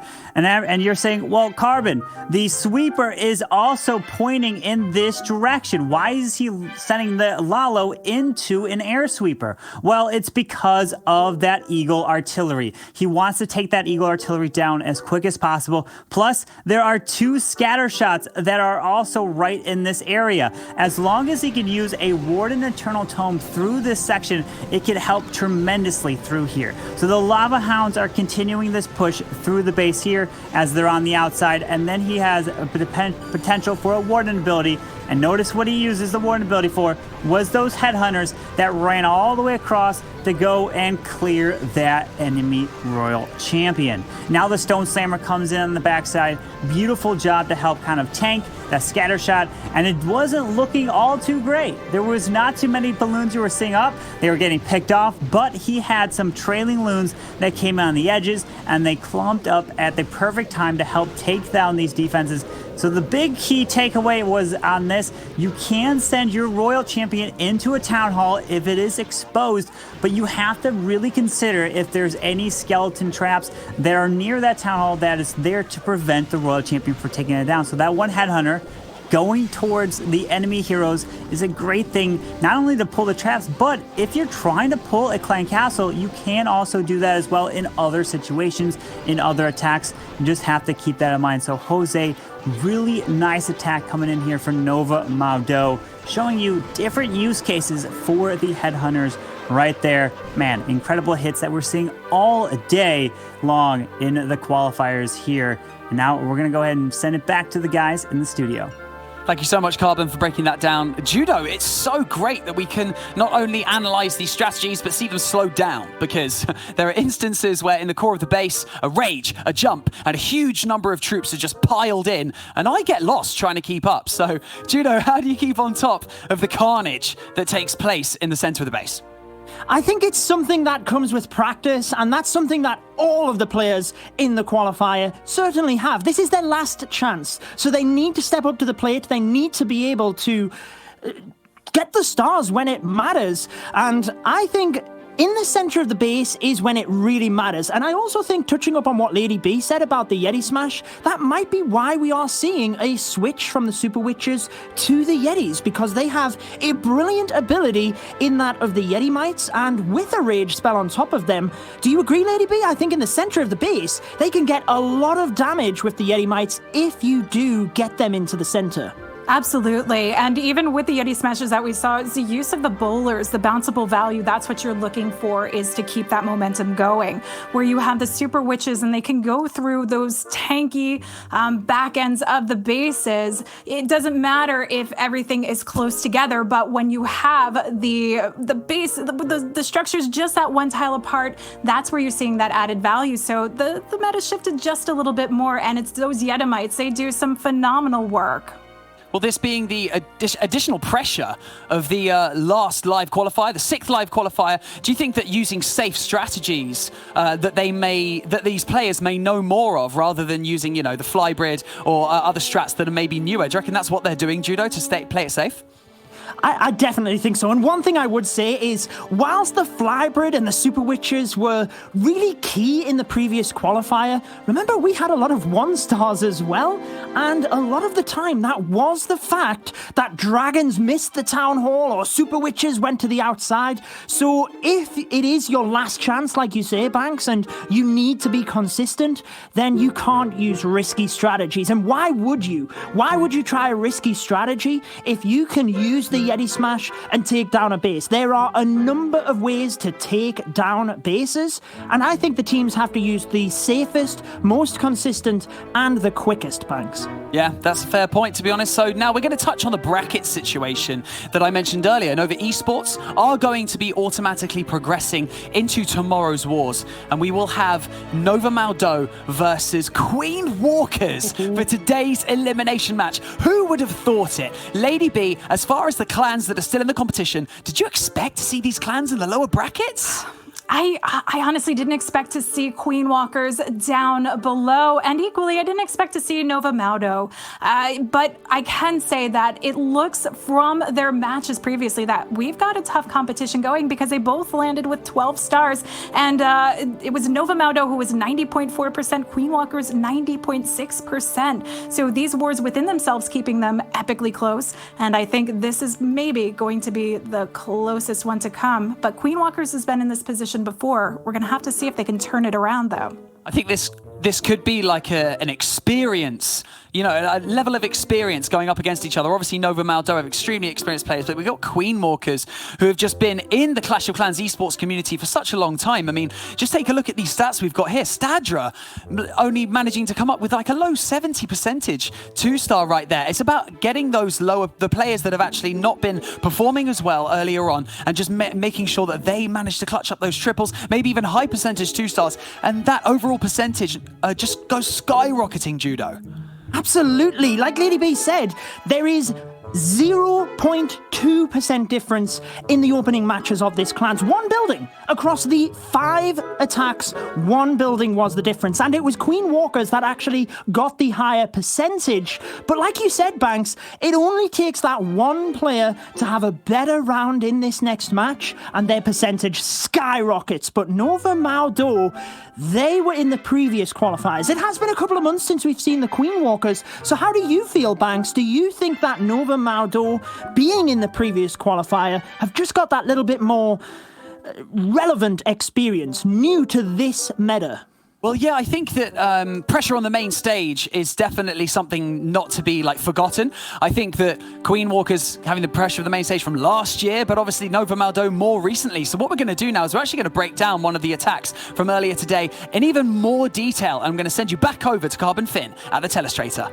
Yes, thank you, Banks. And I love how you mentioned the fact that the experience plays a huge role. And that's the thing. This is the first qualifiers for Death Dealers here. And we're going to be breaking down one of Death Dealers' attacks. And they're coming in with the classic, the old school Yeti Smash, which you don't see all too often anymore. You're seeing the use of lightning spells. You're using the use of pretty much super witches and all these new troops. And this is the classic. He does have some sneaky goblins as well, but he's going to start off with the queen. Okay, why is he starting off with the queen here and not the Grand Warden, right? So the big thing is we have to identify why is he not using this warden is because he's going to get this queen to be able to go this way, and he knows the queen's going to go that way by just setting a simple funnel. You use the Grand Warden, it's going to take you a lot of time. And why is he charging everything through the base like this? Well, one, because of the very important thing, the Eagle Artillery. Your focus is that. You want to take that down as quickly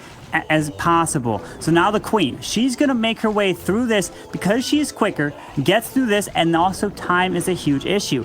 Uses the king up top, and sometimes you tend to see the use of 3 witches with him, but he's just going to let the king being used here. And also, notice what he can get the value with these jump spells. He can use 1 jump on the outside to get his way in, and then the second jump can be used in the core. But the big thing is the use of the Grand Warden Eternal Tome with that blimp that's going to go over the Town Hall. Then he's going to use a rage spell. As you notice, the ability is getting through the whole core of the space. The eagle is down, no longer has to fight it, but also the king, he is clearing the whole outside of this base out here while the Yeti Smash is pushing their way through. So when you get to this point in a raid and you notice you've planned how you take the town hall down, you've got all the Yetis into the core of the base, and you got the king clearing the outside. Now you have to identify where am I dropping the royal champion. And so the biggest things you have to look for is the single target inferno down here. So you don't want to drop her near there, or you don't even want to drop her anywhere near an enemy hero, including the enemy king. And since they have been taken down on the raid, he's dropping now the royal champion on the outside through here, and it's her responsibility to take down these defenses on the outside.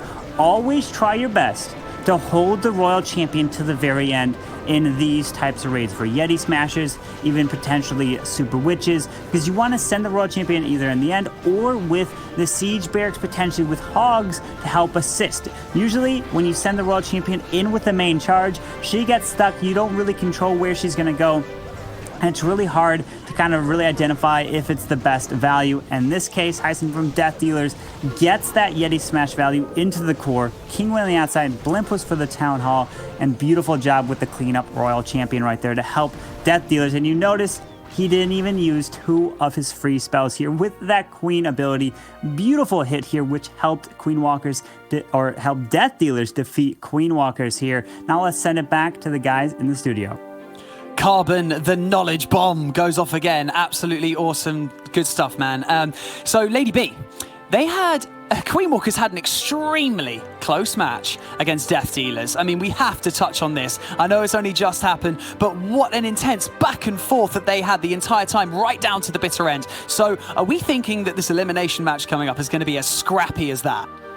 I think it is. You know, we talked about it before, how close it was between what each of those teams brought. Like, we're talking about 1 building difference between what we're going to see from how Queen Walkers performed and how Nova performed. But bases also matter. I'm anticipating a very, very close tooth and claw match here, trying to get that last spot in for tomorrow. Well, yeah, well, credit where credit's due with Death Dealers managing to secure the victory over a clan like Queen Walkers. But Judo, this isn't really the Queen Walkers that we know, is it? So, I mean, check out some of these stats we have here. So far, we've got 2 players who are coming in clutch for their teams. But again, like I've just said, this isn't really the Queen Walkers we know, Judo.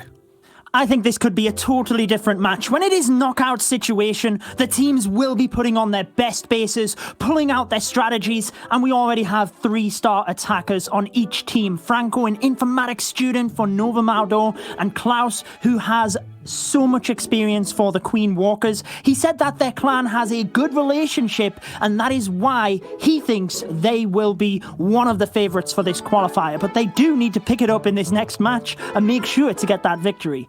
They definitely do. They've got to get the percentage higher, and you've just got to pull it in when you need it the most, because at this stage in the competition, you can't be letting things slide. You can't be even really getting into the 70%, because that's just going to drop down your average total percentage by so much that you're going to leave yourself open to not being able to close out these wars. And again, this is their last chance. This is their last live qualifier. Lady B, I want you to stress it as well. What is this? This is their final chance to get it done. If they don't, they're going to go home empty-handed. So exactly. Time will tell, though. But I think we're going to check out one of those attacks in a little bit more detail once again. And I mean, the knowledge bomb is back. It's Carbon Finn at the Telestrator. Yes, indeed. You guys mentioned the final opportunity for many of these clans here. And we see MCES, we're going to break down their attack because both these clans, MCES and Nova Esports, have both advanced to be playing tomorrow. But we're going to see Arium coming in. And when we're going to come in with Zablala, we're going to pause it because what we want to do is identify all the key important things when you're trying to come in with a air attack. First things first, we need to know where the enemy queen is. She's on the right. Okay, now where is the enemy Royal Champion? She's over here on the left side. And then you have to know one other thing, which is the clan castle inside the middle. All 3 of these things you have to have a plan for, which the lightning could be used for one of them, which is going to be the clan castle in this scenario. What's going to be used for the queen? What's going to be used for the Royal Champion? Well, this is where you could either bring headhunters, you can bring a stone slammer with a dragon, or you can send your heroes into them. So he decides to send in the lightning for the clan castle to help clear this. But look at this. Now he's going to send the king, and he's actually going to loop this king around to the bottom and into the town hall.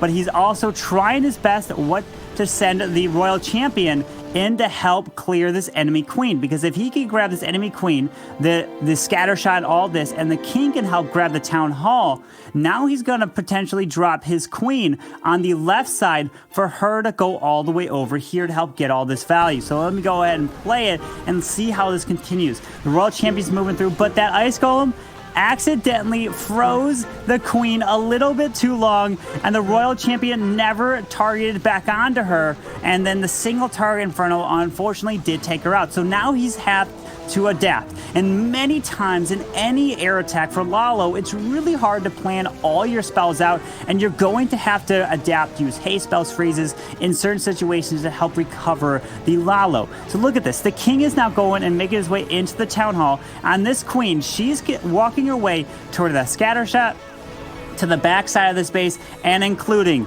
that royal champion. So now the enemy royal champion has been removed. So we've taken out 2 of those key 3 things: the clan castle, the enemy royal champion, and the enemy queen. She is almost down. You could have some pups actually take her down. But notice, now the Lalo is coming in. He's going to Lalo his way from this side to the base around here. But notice what else he doesn't have.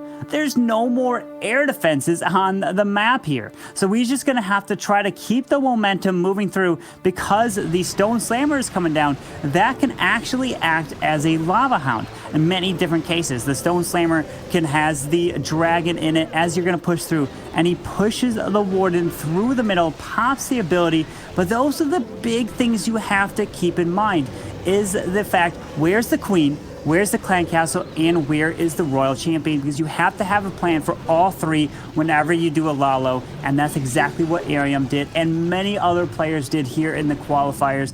What a great hit, and this qualifiers is not disappointing. Now let's go ahead and get ready for the final match today. What is the most difficult skill to master in Clash of Clans? フリーズを打つことです。 O Queen Walk. I think Queen Charge Lavalu. I think the Queen Charge. Like visualizing where your heroes and the troops will go. Maybe spam. When and how did you start competing in Clash of Clans? 我是2015年参加过线下的一些比赛。この大会は世界で最もレベルが高いので、自分たちの実力を知るために出ました。 Cerca de 5 anos atrás. Ça fait à peu près 2 ans que je joue en compétitif. I think 6 years ago I started. I think that it was in the 2016 with my Argentine selection of Clash of Clans. 2 years ago. تقريبا من 8 سنوات في المدرسة. What attack strategy do you think will be used the most this weekend? 我觉得这次比赛超级兵种的打法会比较多吧。スーパーウィッチとザップラルだと思います。 Super Bruxas. Je pense que les super sorcières vont être beaucoup utilisées malheureusement. I think we will see drag bats and drag super minion and witches. I think that we will see more Queen Walk Hawks Miners, but the most of it will be Shetis. The Sablala with different variations. Siwi Lalo. Thank you so much, Carbon, for breaking down those 3 attacks, and congratulations to our clans for making it through to tomorrow's matchup so far. But this is when the nerves can get the better of players, because the pressure is now on for our clans. Who's going to maintain composure, and who's going to be sent packing? To help us expertly guide you through the next war and returning to the casting desk, it is Woody and Bash. Bash, I'm going to come to you first. From what we've seen today, what do the clans seem to be lacking? Well, I'm not sure, because the Queen Walkers team came out. They were a heavy favorite according to the Twitter poll, but they actually lost that match, and Nova's got to get it together as well. I don't even know what's going on here. This is so crazy seeing these 2 teams in the lower bracket right now. Speaking of crazy, Woody, a roller coaster of emotions today so far. How do you think the elimination match is going to go? I think that we are going to see some of the most heated action of any Clash of Clans World Championship qualifier thus far. If you had told me at the beginning of the day that Queen Walkers and Nova Maodou would both be on the chopping block, I would have bugged out my eyes. These are both so well-known teams, from their World Finals performance in previous years to their multiple years back-to-back of showing up at the highest level of competition, but one of them will be sent packing, both having picked up 12 stars in their initial wars. They both had pretty narrow losses. INTZ got a bit of a bigger hit on Nova Maodou, but both in that bottom 90% range. The Queen Walkers and Nova Maodou certainly came out strong, just not enough to guarantee their advancement. Yeah, pretty surprising, to be honest, but you know, it's done, it's over, let's go. Let's see how this matchup is gonna play out as we got Stadra from Queen Walkers coming in with those Super Witches. This seems to be a favorite of this qualifier so far, especially as we get working right in towards this Town Hall. We're gonna dive these Super Witches right in towards the Town Hall and secure that first star, and we're gonna have that King and Siege Barracks, which seems to be interesting combination to come in and help funnel and keep everything on the inside of this base here, Woody. Stadra is well known for his ground-based attacks, loved the Yeti Smash strategy back in August, but he has switched now to Super Witches, heavy ground-based offense. We've seen multiple times how these Super Witches fail in the very end by not being able to get the job done in time. That's what I'm most worried about here, but as another wrench to throw in the works, the Eagle Artillery is still standing up on the right side corner. It's just hammering away at all of these forces. It's locked on right now to the Archer Queen, and fortunately, she's got those healers to back her up, trying to top her off again, but just how much pressure can she handle, Bash? You mentioned the Eagle Artillery and the way everything is pathing, Woody. The Eagle's gonna be the last thing targeted on this base, and a lot of times when that happens, it spells disaster. We'll have to see if Stadra can get through here as time is ticking away as we cross that 1 minute left threshold. We still have the Queen's ability and the Royal Champion, I believe, yet to be deployed. May see her come in maybe closer to that 12 o'clock position, but not a lot of spell support left as we do have those witches working around the top side. Ooh, the Royal Champion at the bottom side to take down the defending Royal Champion, and she's gonna go for the Eagle Artillery, Woody. Ow! Twice the heroes go down, ignoring that jump spell right in the center of the map. That is where they needed to path onto to take out that multi-target Inferno nice and fast, and then refocus to the scatter shot. Stadra still has a chance as he's thrown the whole kit and caboodle at this base, but how much more can he do? 15 seconds left, and a centralized multi-target Inferno is the next target for a couple of big boys, bashing their brains or what's left of them in those skeleton skulls they've got against it. They knock it down, and in the low 90 percentage, Stadra has done all he can. A 2-star finish for the Queen Walkers. Oh man, and that is the downside of the Super Witch attack. It is so strong, it's so powerful, it's so beefy, but it's so slow. It did not get through there, couldn't get to those last compartments. As you mentioned, those troops not taking the jump spells, electing to go outside the base, and that cost Stadra dearly as he gets that time fail right there. We're gonna have Ming coming in for Nova, see if he can respond, see if he can get a 3-star of his own, and we got quite a bit of everything as we have a Yeti Smash coming in here. More of a traditional attack, Woody. Yeah, kicking it back old school again. We've seen Yeti Smash as one of the more popular ground-based strats before the surge in hybrid armies starting earlier this year, but Ming from Nova Maodou is one of the more experienced players on this lineup. He not only is competing this month, but has been here with the squad in the past, picked up several 3-stars, actually just a couple back in the first round in October, and is here once again for a back-to-back performance in both of these qualifiers, trying to keep his team alive. This quarter over on this right side corner, but I'm ready to pick up what you're putting down, Bash. What do you got for me? The Queen is taking down the Lava Hound right here, working through it. This is an interesting story. Sorry, Woody, I didn't mean to cut you off, but I wanted to point out, normally with the Yeti Smash, we'll see a Warden Walk, but we elected with the Queen Walk here to take down those Clan Castle troops, and she does just that. She gets those super minions down, she gets that the Lava Hound down with all of those pups, and now we have a clear path right into the middle of the base. All these bowlers and Yetis have to do is take this jump, and they'll be able to access the Eagle Artillery and all of these key structures, and then we have those 2 scatters. That's going to be the devastating thing. The 2 scatters on the back end of the base with 1 more jump. The hug of death from Yetis in the center. We don't have those big boys anymore, but witches spawning small skellies up top are still doing some massive work. Ming's Barbarian King wanders out of range of the single target Inferno and will live to fight another day as the Royal Champion comes in to support. But the main fight toward the bottom is still raging on. Archer Queen locks a scatter shot and pops it down. Sinking Airmine detonates on top of a healer, and that's going to be another big hit on this bottom squad. Can they survive through the last line of point defenses? Warden is going to be left without any help if this Queen goes down. She pops her ability, but that's the last thing she's got. That one healer is doing its best to keep keep the queen alive. The Royal Champion did get that single down, but it cost her her ability and cost her dearly. We're working on this scatter shot. Oh my goodness, these scatter shots are so devastating. And Ming is quickly running out of gas, but the Warden gets in there and takes down the scatter shot. Now we just have a bow and a few cannons along with that last archer tower, but time is going to be a factor here with 35 seconds. We don't have very many troops left here, Woody.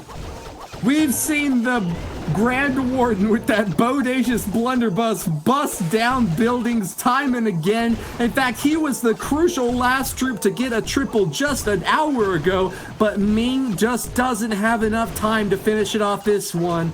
2 archers helping to tick away at an elixir storage at the bottom, but this big old Grand Warden has just got too much to chew. He's handling these buildings as best as he can, but the Queen Walkers will hold the narrowest of advantage, a 94% relative to Nova Maodou's 2-star 91%, Banks. A bodacious blunderbuss. I'm going to need to remember that one, Woody. 91% 2-star for Nova Maodou, and a Queen Walker's 94% 2-star. It's extremely close, kicking things off. Still a triple yet to be had, but it's looking pretty good. Queen Walker's definitely kicking things off a bit stronger than they did before, Woody. Yeah, I mean, this is really tight for this war to begin with just a 3% differential. Both of these teams were in the low 90s in their previous wars, so this is just about what we would expect with a 91 and a 94 back-to-back. But Nova Maodou and the Queen Walkers both know what is at stake here. They need to get 3 stars because these little duos to start off with are not going to be enough to clinch victory. Stars from Queen Walkers is the new addition to this squad. Hadn't seen him in the prior wars for the Queen Walkers, but he picked up a 3-star on the last time. Can he be the saving grace for this team to stride through even in the lower bracket alive into day 2? Did a great job of capturing that Royal Champion in those lightning spells. 7 lightning spells, enough to take down the Royal Champion. Now he's going to go with a small kill squad, meaning he's going to bring a little bit of support along with the King and Queen to get in towards that Town Hall compartment. We do have that Golem out front tanking. We have a Super Wall Breaker still in the army composition to maybe get a little bit further, as the King's going to go ahead and take down this Town Hall all by himself. Now it's all on the Queen. Can she get in there? The Super Wall Breaker did not get the right wall, but the attacking Queen will be able to reach the defending Queen if she can get that far, Woody. That's just the trouble with these little openings in the wall segments. Makes it really difficult to target onto the ideal placement, but Star's attacking Queen will take down the enemy Queen. He's already used that ability though and won't be able to finish out the scatter shot out back. Gotta suspect that wasn't as much as he was hoping for, but it's not a complete loss here. With the enemy Archer Queen down, that is a key target to finish off early on, and the Stone Slammer should be just enough to knock apart the remaining defensive structures up top. Great job to the Royal Champion finishing off the Eagle Artillery. That opens up the runway for the rest of these troops to make their advance. I tend to agree with what you said there, Woody. I think he wanted the Queen to get in there and get that scatter shot down. You can kind of tell that just by the way that the Stone Slammer really is coming in here. We do have that Warden's ability popping to go ahead and protect those balloons through the other scatter shot, and we really just have to get through this multi-target Inferno, and this is looking really strong. However, we're out of spell support. Can we get through here? Stars catches a tornado trap on the top of the base. These balloons are flying in, and they are going to have enough to get through here. They just can't pack too closely together, or that Wizard Tower will take them down. Oh, Woody, I think we're going to have the first 3-star for Queen Walker. Stars coming in clutch for his squad.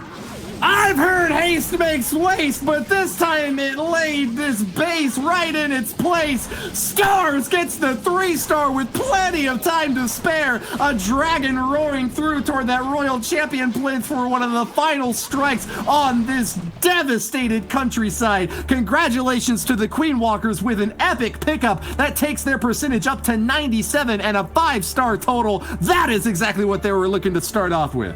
That was such a beautiful attack. He may not have got everything he wanted from that Queen, but it was enough. That Stone Slammer came in and crushed those defenses. Oh my goodness. And it was just a balloon parade there at the end of the attack, Woody.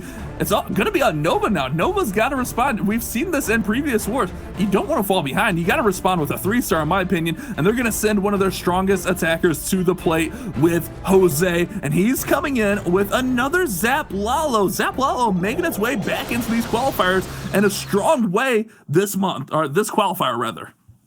Jose waits for that Archer Queen to wander right over toward the scatter shot and drops the big bomb. Nice, excellent job with those lightning spells, finishing off 2 really important targets for this Lava Loon push. It's a little bit heavy on the initial funneling here now, with 2 Yetis going down already, a couple of Headhunters ready to back him up, and here goes the big attack on the bottom left now, opening up for these heroes to dive in for the Town Hall kill. Nice early grab for the first star, should be cleared to go, but let's check what comes out of the CC. It's a Lava Hound. That could slow things up. Lava Hound with a few Headhunters here. That wall wrecker going to make it all the way to the Town Hall. Perhaps we have some sneaky goblins. I'm trying to keep an eye on it. It looked like we did have some barbs, and there we go. The sneaky boy is going to get that Town Hall down, and now it's going to be on the Queen to go ahead and pop this Lava Hound and disperse of those pups, as the King actually does a great job getting that single down and working to the outside of the base. We got that Royal Champion over there on the right side. Oh my goodness, this is such a strong start for Jose, getting that sweeper down. He's got a great path for these 27 balloons to fly through here. That Queen's still working on these defensive CC troops, but he's just got to get really through that scatter shot and eagle with the Royal Champion defending there. Dark and deep, Jose furrows his brow as he starts off the next charge into this base. The balloons are floating high and mighty, but defensive Royal Champion starting to knock a few down. That Headhunter takes a lot of damage, and the Royal Champion survives! It is devastation for Jose's attack as the big clump of balloons in the center has been eliminated. The defense is holding up. Wow, what a show! Queen Walker's Gaku has got an amazing base layout, Bash. A little bit of a misstep from Jose. He popped the Warden's ability and then put the Headhunters in. Normally you're going to see him put the Headhunters in and then put the Warden's ability to protect them. They would have had no issue getting that Royal Champion down. Now he's just got to fight against everything. He's going to do his best to get any percentage points here, as this attack is going to fall flat in the middle of this base. That Eagles artillery raining in those shots, and the Royal Champion standing on guard, ready to shoot down any attacking troops. That Royal Champion tells a tale so gruesome we should call her Edgar Allan Poe. Finished off, must have been at least a dozen balloons in the bottom left compartment there, and left Jose without a hope or a prayer. Nova Maodou suffer a really heavy defeat here with a 2-star in the low 80 percentages, hot off of a triple from the Queen Walkers. That means that they have got a really long way to go if they want to get back up top. It's true, an 83% 2-star for Jose from Nova Maodou. Definitely not what they're needed. Definitely in this extremely high-pressure situation of being in the lower bracket on the first day. You don't want to go home on the first day, and now you're providing an opening for a clan like Queen Walkers to come in and apply even more pressure and set the gap even further between your two clans if they put another triple on the board here, Bash. Yeah, you can't give Queen Walkers any leeway. They will take advantage. This clan is super experienced. They know what they're doing. Gaku, one of the top players in Clash of Clans in general, he's coming in with a sick Queen charge with that classic hybrid. The Hogs and the Miners gonna rip and tear right on through this base, Woody. Queen Charge Hybrid is Gaku's preferred attack strat. He used it twice in the August qualifiers and picked up a 3-star with one of them. He's had a bit of trouble keeping the consistency up with his attack strategy, but hopefully for him, the practice is going to help work wonders here. Lots of long-range defenses here with 2 ground-based expos now locking onto the Archer Queen. She'll wander out of range, and after having pulled the CC, we'll be able to lock them now. A 3-spell and poison will shut down these Headhunters, now low on health. They'll die as they wither away trying to lock onto this attacking Queen, but it looks like Gaku has got the stage 1 done with a great start. That freeze came in so nicely. It stalled up the headhunters and the super minions enough so that poison could take effect and take them down. And here we go. The king and siege barracks on that right-hand side. And we're going to have the miners and the hog riders pathing right at the town hall. We do have to be aware there are 2 scatter shots and eagle artillery on the back end of this base. But he is looking really strong as... wait a second. Wait, the hogs are going all over the place, Woody. What's going on here? Pandemonium as they start to spread out. A chaos ensues on the battlefield as Gaku can't keep his forces together. They're going to get a lot of damage wrecking through defenses on the right side corner, as well as the first and second star claimed as the town hall goes down. But at what cost? The life aura of that Grand Warden can only keep so many troops up, and with them wandering away, this looks like a defensive pickup for high of Nova Maodou. A multi-target Inferno with a double giant bomb detonates. Explosion as the red alert sounds throughout the base. These attackers have been repelled, and Nova Maodou are clapping their friend on the back. High's defenses are pitch perfect. That is not what Gaku was looking for. That warden stayed closer to the queen, and those troops just got decimated over on the right-hand side of the base. Perhaps did not have enough funneling over there, maybe needed to let the queen get to the town hall first, but this one did not work out the way that Gaku was expecting, as this queen's gonna have to pop her ability with that eagle shot coming in. He is gonna work it up to that 80% mark, which should keep the Queen Walkers still in a commanding spot, as they do have that 1-star lead. But Nova, if they can triple here, they're gonna be right back in this ball game. Man, that was devastation for Gaku, still trying to find his footing in this qualifier. Unfortunate finish here for the Queen Walkers, and I wouldn't even call it a commanding lead anymore. They might have that 1-star advantage, but if Nova Esports can pick up the triple now, I think that is going to turn the tides. The Queen Walkers getting their worst showing so far in this war, and hoping that they can climb back up from the bottom. 7 stars total off of the first 3 attacks is not really a commanding spot, and I think Nova Maodou are finally finding the opening that they're looking for here now. Franco will be the next attacker to move in for this team. New addition to this Nova Maodou lineup. I believe one of the Spanish players to join this squad. He picked up the 3-star Hundo against INTZ in the battle just before. So if anyone's going to get the turnaround, it's going to be him with 14 witches. What do you make of this strat, Bash? Oh, this is a fun one. So what he's going to do here is he's going to use the warden to set a funnel, similar to like how you would with a Yeti smash. He's going to go ahead and use those quakes, the lightning and the quake rather, to take out that scatter shot. And then he's basically going to full send right up the middle. We do have a jump spell to push him in, but with this base having so many single target infernos, he's going to hope that the witches can basically overwhelm this base as he sets a nice funnel here with the warden on the right side. We'll see those witches get ready to come in, and here we go. The witches are starting on the bottom right here, just starting out to the funnel. We do have a siege barrack selected, but this one's going to develop really quickly as he gets these troops in, Woody. The Night of the Living Dead is about to be reenacted right before you as the Battle of Winterfell Part 2 starts. A flaming sword in the hand of that barbarian king with his champion skin on, but can he chop apart these skeletons which are about to come on an endless cycle? Tornado Trap catches quite a few of them storming out from the siege barracks on the bottom, but most of them protected by the Grand Warden up top. Will have that life aura, and there it goes! Eternal Tome, as the words chanting from the Grand Warden provide invincible protection for every troop, gutting the interior of this base, hopping over walls and knocking down the clan castle. Inferno targets, heroes, they're going on a rampage mash. There's so much going on in this attack. There's so many skeletons being spawned. We finally have that royal champion coming in at the left side. She's going to work towards that scatter shot, and then all that's really going to slow this down is going to be that multi-target inferno at the top, which will burn through the skeletons. But if we can get that queen to follow up and go in there, this is going to look really nice for Franco. The Royal Champion does a great job getting out the scatter shot, getting down some of those key defenses. But, oh man, the Queen's ability gets popped. Can we get to the multi-target Inferno, Woody? This is going to be huge.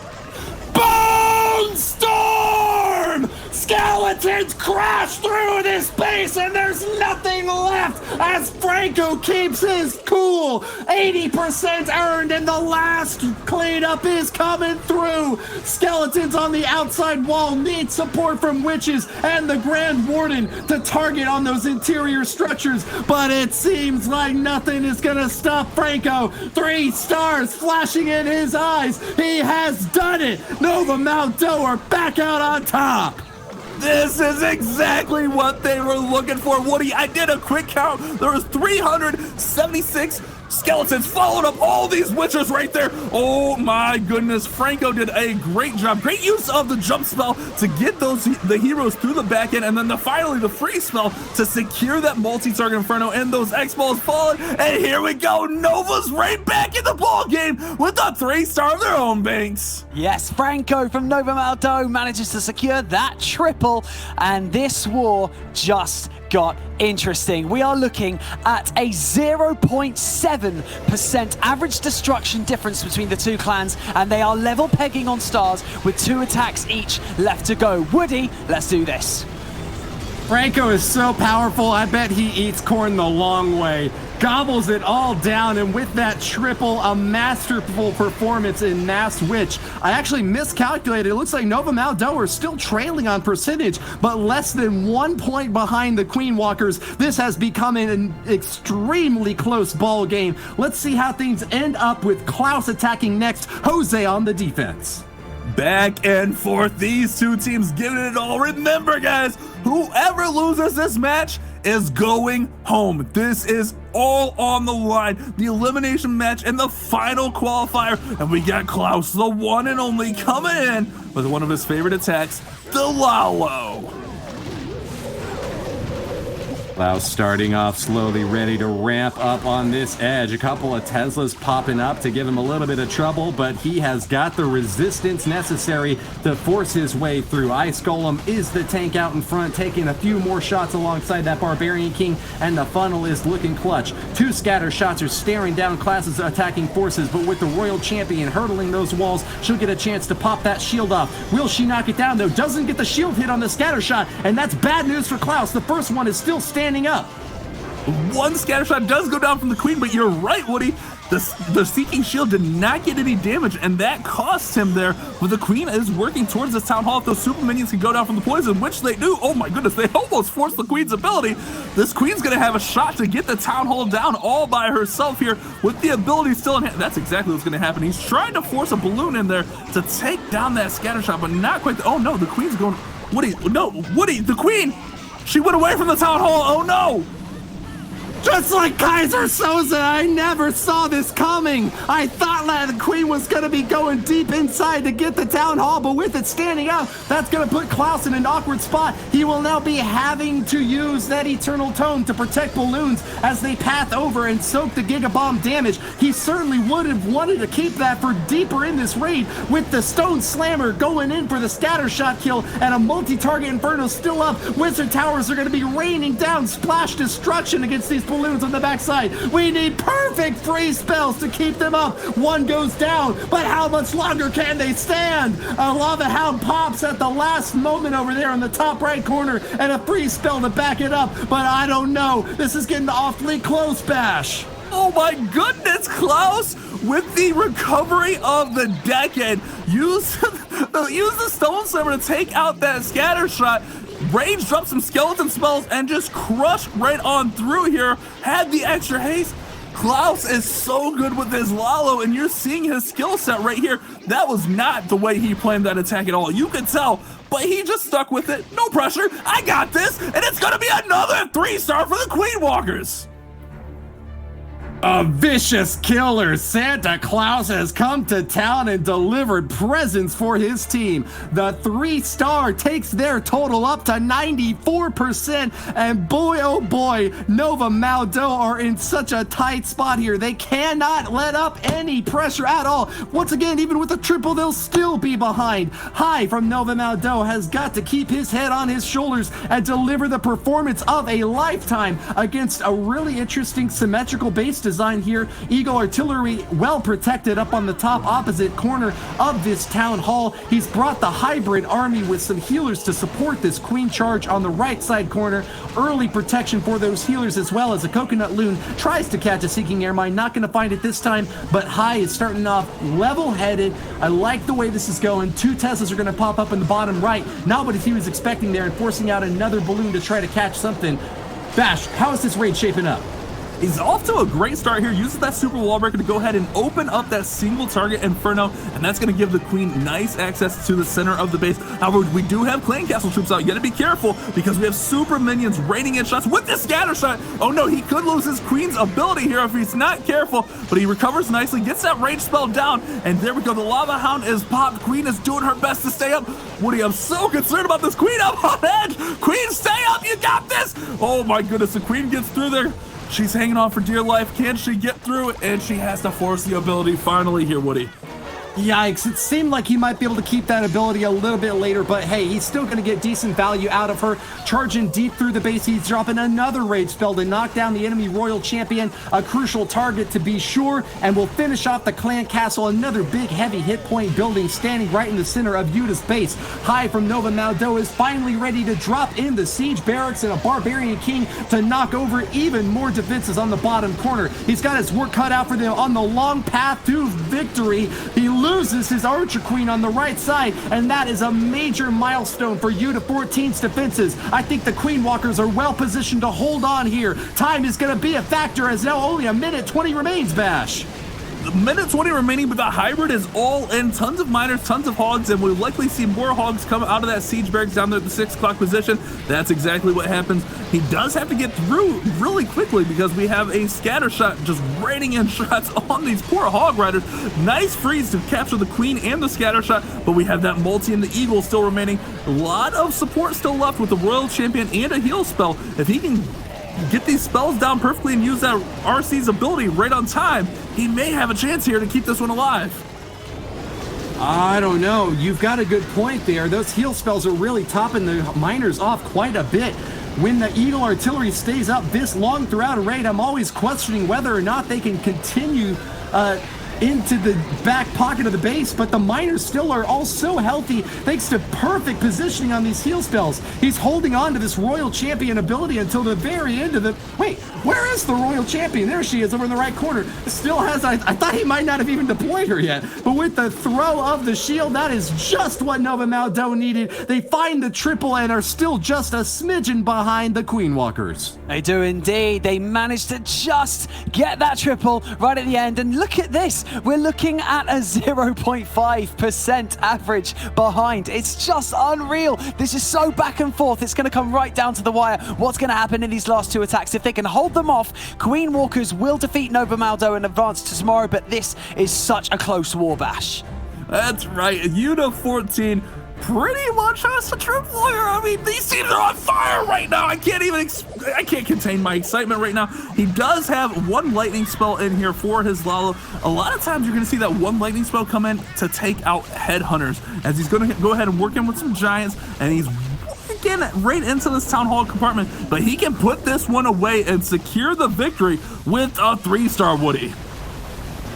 That's the only thing that guarantees that they move on. The Queen Walkers and Nova tied 10-10 on stars. With this last fight, they will show us what they've got. Can they keep it up? Archers storming out of the Clan Castle are going to get zapped down by an interesting use of that spell there from Yuta 14. A poison stacked on top of those super minions should be enough to clear out the remaining CC troops here. They are barely on the edge of that poison spell, but the balloon has kept them nicely positioned. A baby dragon on top, and this is actually taking quite a long time for Yuta to finish those off. A first minute already, and he's just finally getting some damage done on this base. This is way too slow if you ask me, Bash.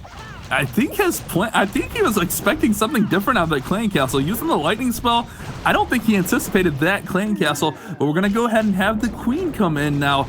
and time is ticking away. Oh my goodness, he is a minute and 15 seconds into this raid. We do have the Valkyrie coming in to help deal with those skeletons, and the King's gonna go ahead and take out the Town Hall. However, the Lalo is gonna have to move very quickly. He does have 2 skeleton spells, which will help disperse of the enemy Queen or the enemy Royal Champion.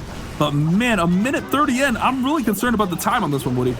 They say time heals all wounds, but it also ends all raids, and Yuta 14 has finally got the main phase of his attack started with only a minute 15 left. The Stone Slaver's coming in for the initial charge, but what is going on? Still has yet to deploy half of his army camp space, just waiting in on the backside. Even with rage spells and haste spells, he doesn't have enough time to finish this base off. A minute mark now is passing, and Yuta 14 has just got to hope that he's got enough to finish off as many buildings as possible. You got to pop that percentage as high as possible, man, because this is just really going too slow for my liking. I agree with you, Woody. Lalo is, I mean, it can clear a base, but man, we are under a minute left, and at that 60% mark, we do have a ton of pups and minions up. The 2 skeleton spells are going to come in right here on the Queen to try to take her down, but 30 seconds remaining. Time is the key factor here. The defenses are falling. We do have a pack of balloons up, but can we get through? Oh my goodness, man. Those balloons are going to go away from the storage and the clan castle, which are going to be high hit point buildings, and I don't think he's got enough time here, Woody. He's going to run out. Oh my goodness. He had enough gas in the tank, but not enough time to cross the finish line. If I were a spotter on this attack, I would have been screaming at Yuta 14, drop those troops, get them on the field, start doing something. With 93% 2-star, he had the perfect plan, but execution couldn't get off on the on time. Running out. He wasn't ready for that clan castle, Woody. I think that's what the holdup was. He wanted a different clan castle there, was expecting a different clan castle, perhaps from their scouting reports, but it didn't work out for him, and it's all going to come down to this final attack for Nova. If they 3-star, they win. They move on to tomorrow, and it's all going to come down to Velsiber coming in with that Queen Charge hybrid attack, and it looks like we also have Lightnings in here, maybe a Zap Quake. But I don't see... Oh, wait a second. We're going to have the Royal Champion coming out. Okay, 1 Lightning, 1 Earthquake. I missed the quantity of spells there. But that Royal Champion getting those spells down, setting up for this Queen Charge. All right, I'm trying to run the numbers here, and it looks like a 96% 2-star would get the victory for Nova Maodou. Of course, a 3-star would also be enough to put them over the top, but despite the fact that Queen Walkers went in pretty slow and late with that last hit, the time fail left them with a pretty high percentage 2-star strike. That still keeps the bar really high for Velsiber. The last attacker for Nova Maodou does in fact need the 2-star and a 96% to claim victory for his squad and keep them alive. This is an elimination match. Bash, what are we watching? This Queen is charging. Woody, show up or go home. Make it happen or get out of the building. This Queen is going all in. That balloon catcher with the tornado trap, that's actually beautiful to see if you're an attacker here. But we have that clan castle pulled out. We got the 2 headhunters. We got the super minions. He did have to go ahead and burn through a freeze as those headhunters. Oh no, the Queen's ability was forced as the Igor artillery fires in shots. Woody, this attack is, oh my goodness, it's all over the place. He's got this clan castle down, and he's going to go ahead and start the hybrid on the top side. He's going to go ahead and get his king and the siege barracks following, and here come the Hogs and Miners right at the town hall. He's got to get this 3-star. He's got to get a high attack here. Forget the scatter shot. I'm feeling scatterbrained, just trying to keep my eyes all over the map and see what's going on here. We've got a siege barrack funneling out some additional troops from the top left. We've got an archer queen in the center getting support from the healers, barely staying alive, trying to go pop down a scatter shot, but the main force of the attack now is Miners drilling deep through. Archer queen has gone down, and that's going to be a big hit for Velsiber, but at least those healers still alive will be able to swap off into the main phase of the attack. The hybrid is working wonders as it's finally starting to collapse through the outer categories. We have got scatter shots getting demolished. The left one goes down, but we need heal spells to be perfectly placed. So much splash damage, and I don't know if he's got the positioning to keep him up. The time is an issue here as well, Woody. 40 seconds for Velsiber. Remember, he needs that 96%. He doesn't necessarily need the triple. Those healers did get healed back up, but oh my goodness, everything is fading quickly in the core. I don't think he's going to have enough gases. That King is holding it all up. Oh no, this is looking like devastation for Velsiber as the Igor artillery shots come in, damage those miners. There's not a lot of troops up, and it looks like Nova Maodou is not going to get the job done, and the Queen Walkers will get the victory in this war. Oh my goodness, back and forth volleys from each team, and Velsiber coming up short in this final attack. Who would have thought this would have been that close, Banks? Stars base holding up against Velsiber in that final attack, managing to secure Queen Walkers the victory going into tomorrow's bracket. What a back and forth match, like you just mentioned, Bash. That was insane. A commanding performance from Queen Walkers, but just about kept them in the qualifier, leaving it very, very close. They weren't leaving anything up to chance, though, right at the back end there, and secured the victory that they needed. But let's take a quick look at these victory stats here, Woody. Very, very close. I mean, look at that percentage. It's still minor. Mr. Stark, I don't feel so good. The last words of the Nova Maodou team as they wither away, evaporating their final hopes at qualification for Worlds. The 12 stars they picked up were good, but Queen Walkers coming in over the top on percentage in every single pairing matchup there. They got the advantage on a slim percentage victory. They will walk on now in the lower bracket. They've got another battle to face off tomorrow before they get to go on to the playoffs, but congratulations to them on a job well done. They do indeed. So the loser of INTZ and Death Dealers will go and face Queen Walkers in order to try and advance to Championship Sunday. So, I mean, that's just, whew, that was insane. Right, it's time to relive one of those best attacks from that war, and we're going to hand you over to Carbon at the Telestrator. Thank you, Banks. Yeah, what an incredible war there. But we're going to go ahead and jump to Nova Maodou. Even though they haven't been eliminated, we're going to take a look at a witch attack, a mass witches. He does have some healers. But what's the big thing that we want to identify with this one is the lightning spells. And what do you want to try to do? I've been doing several witch attacks, and I know at home you may want to know what does it take to do this.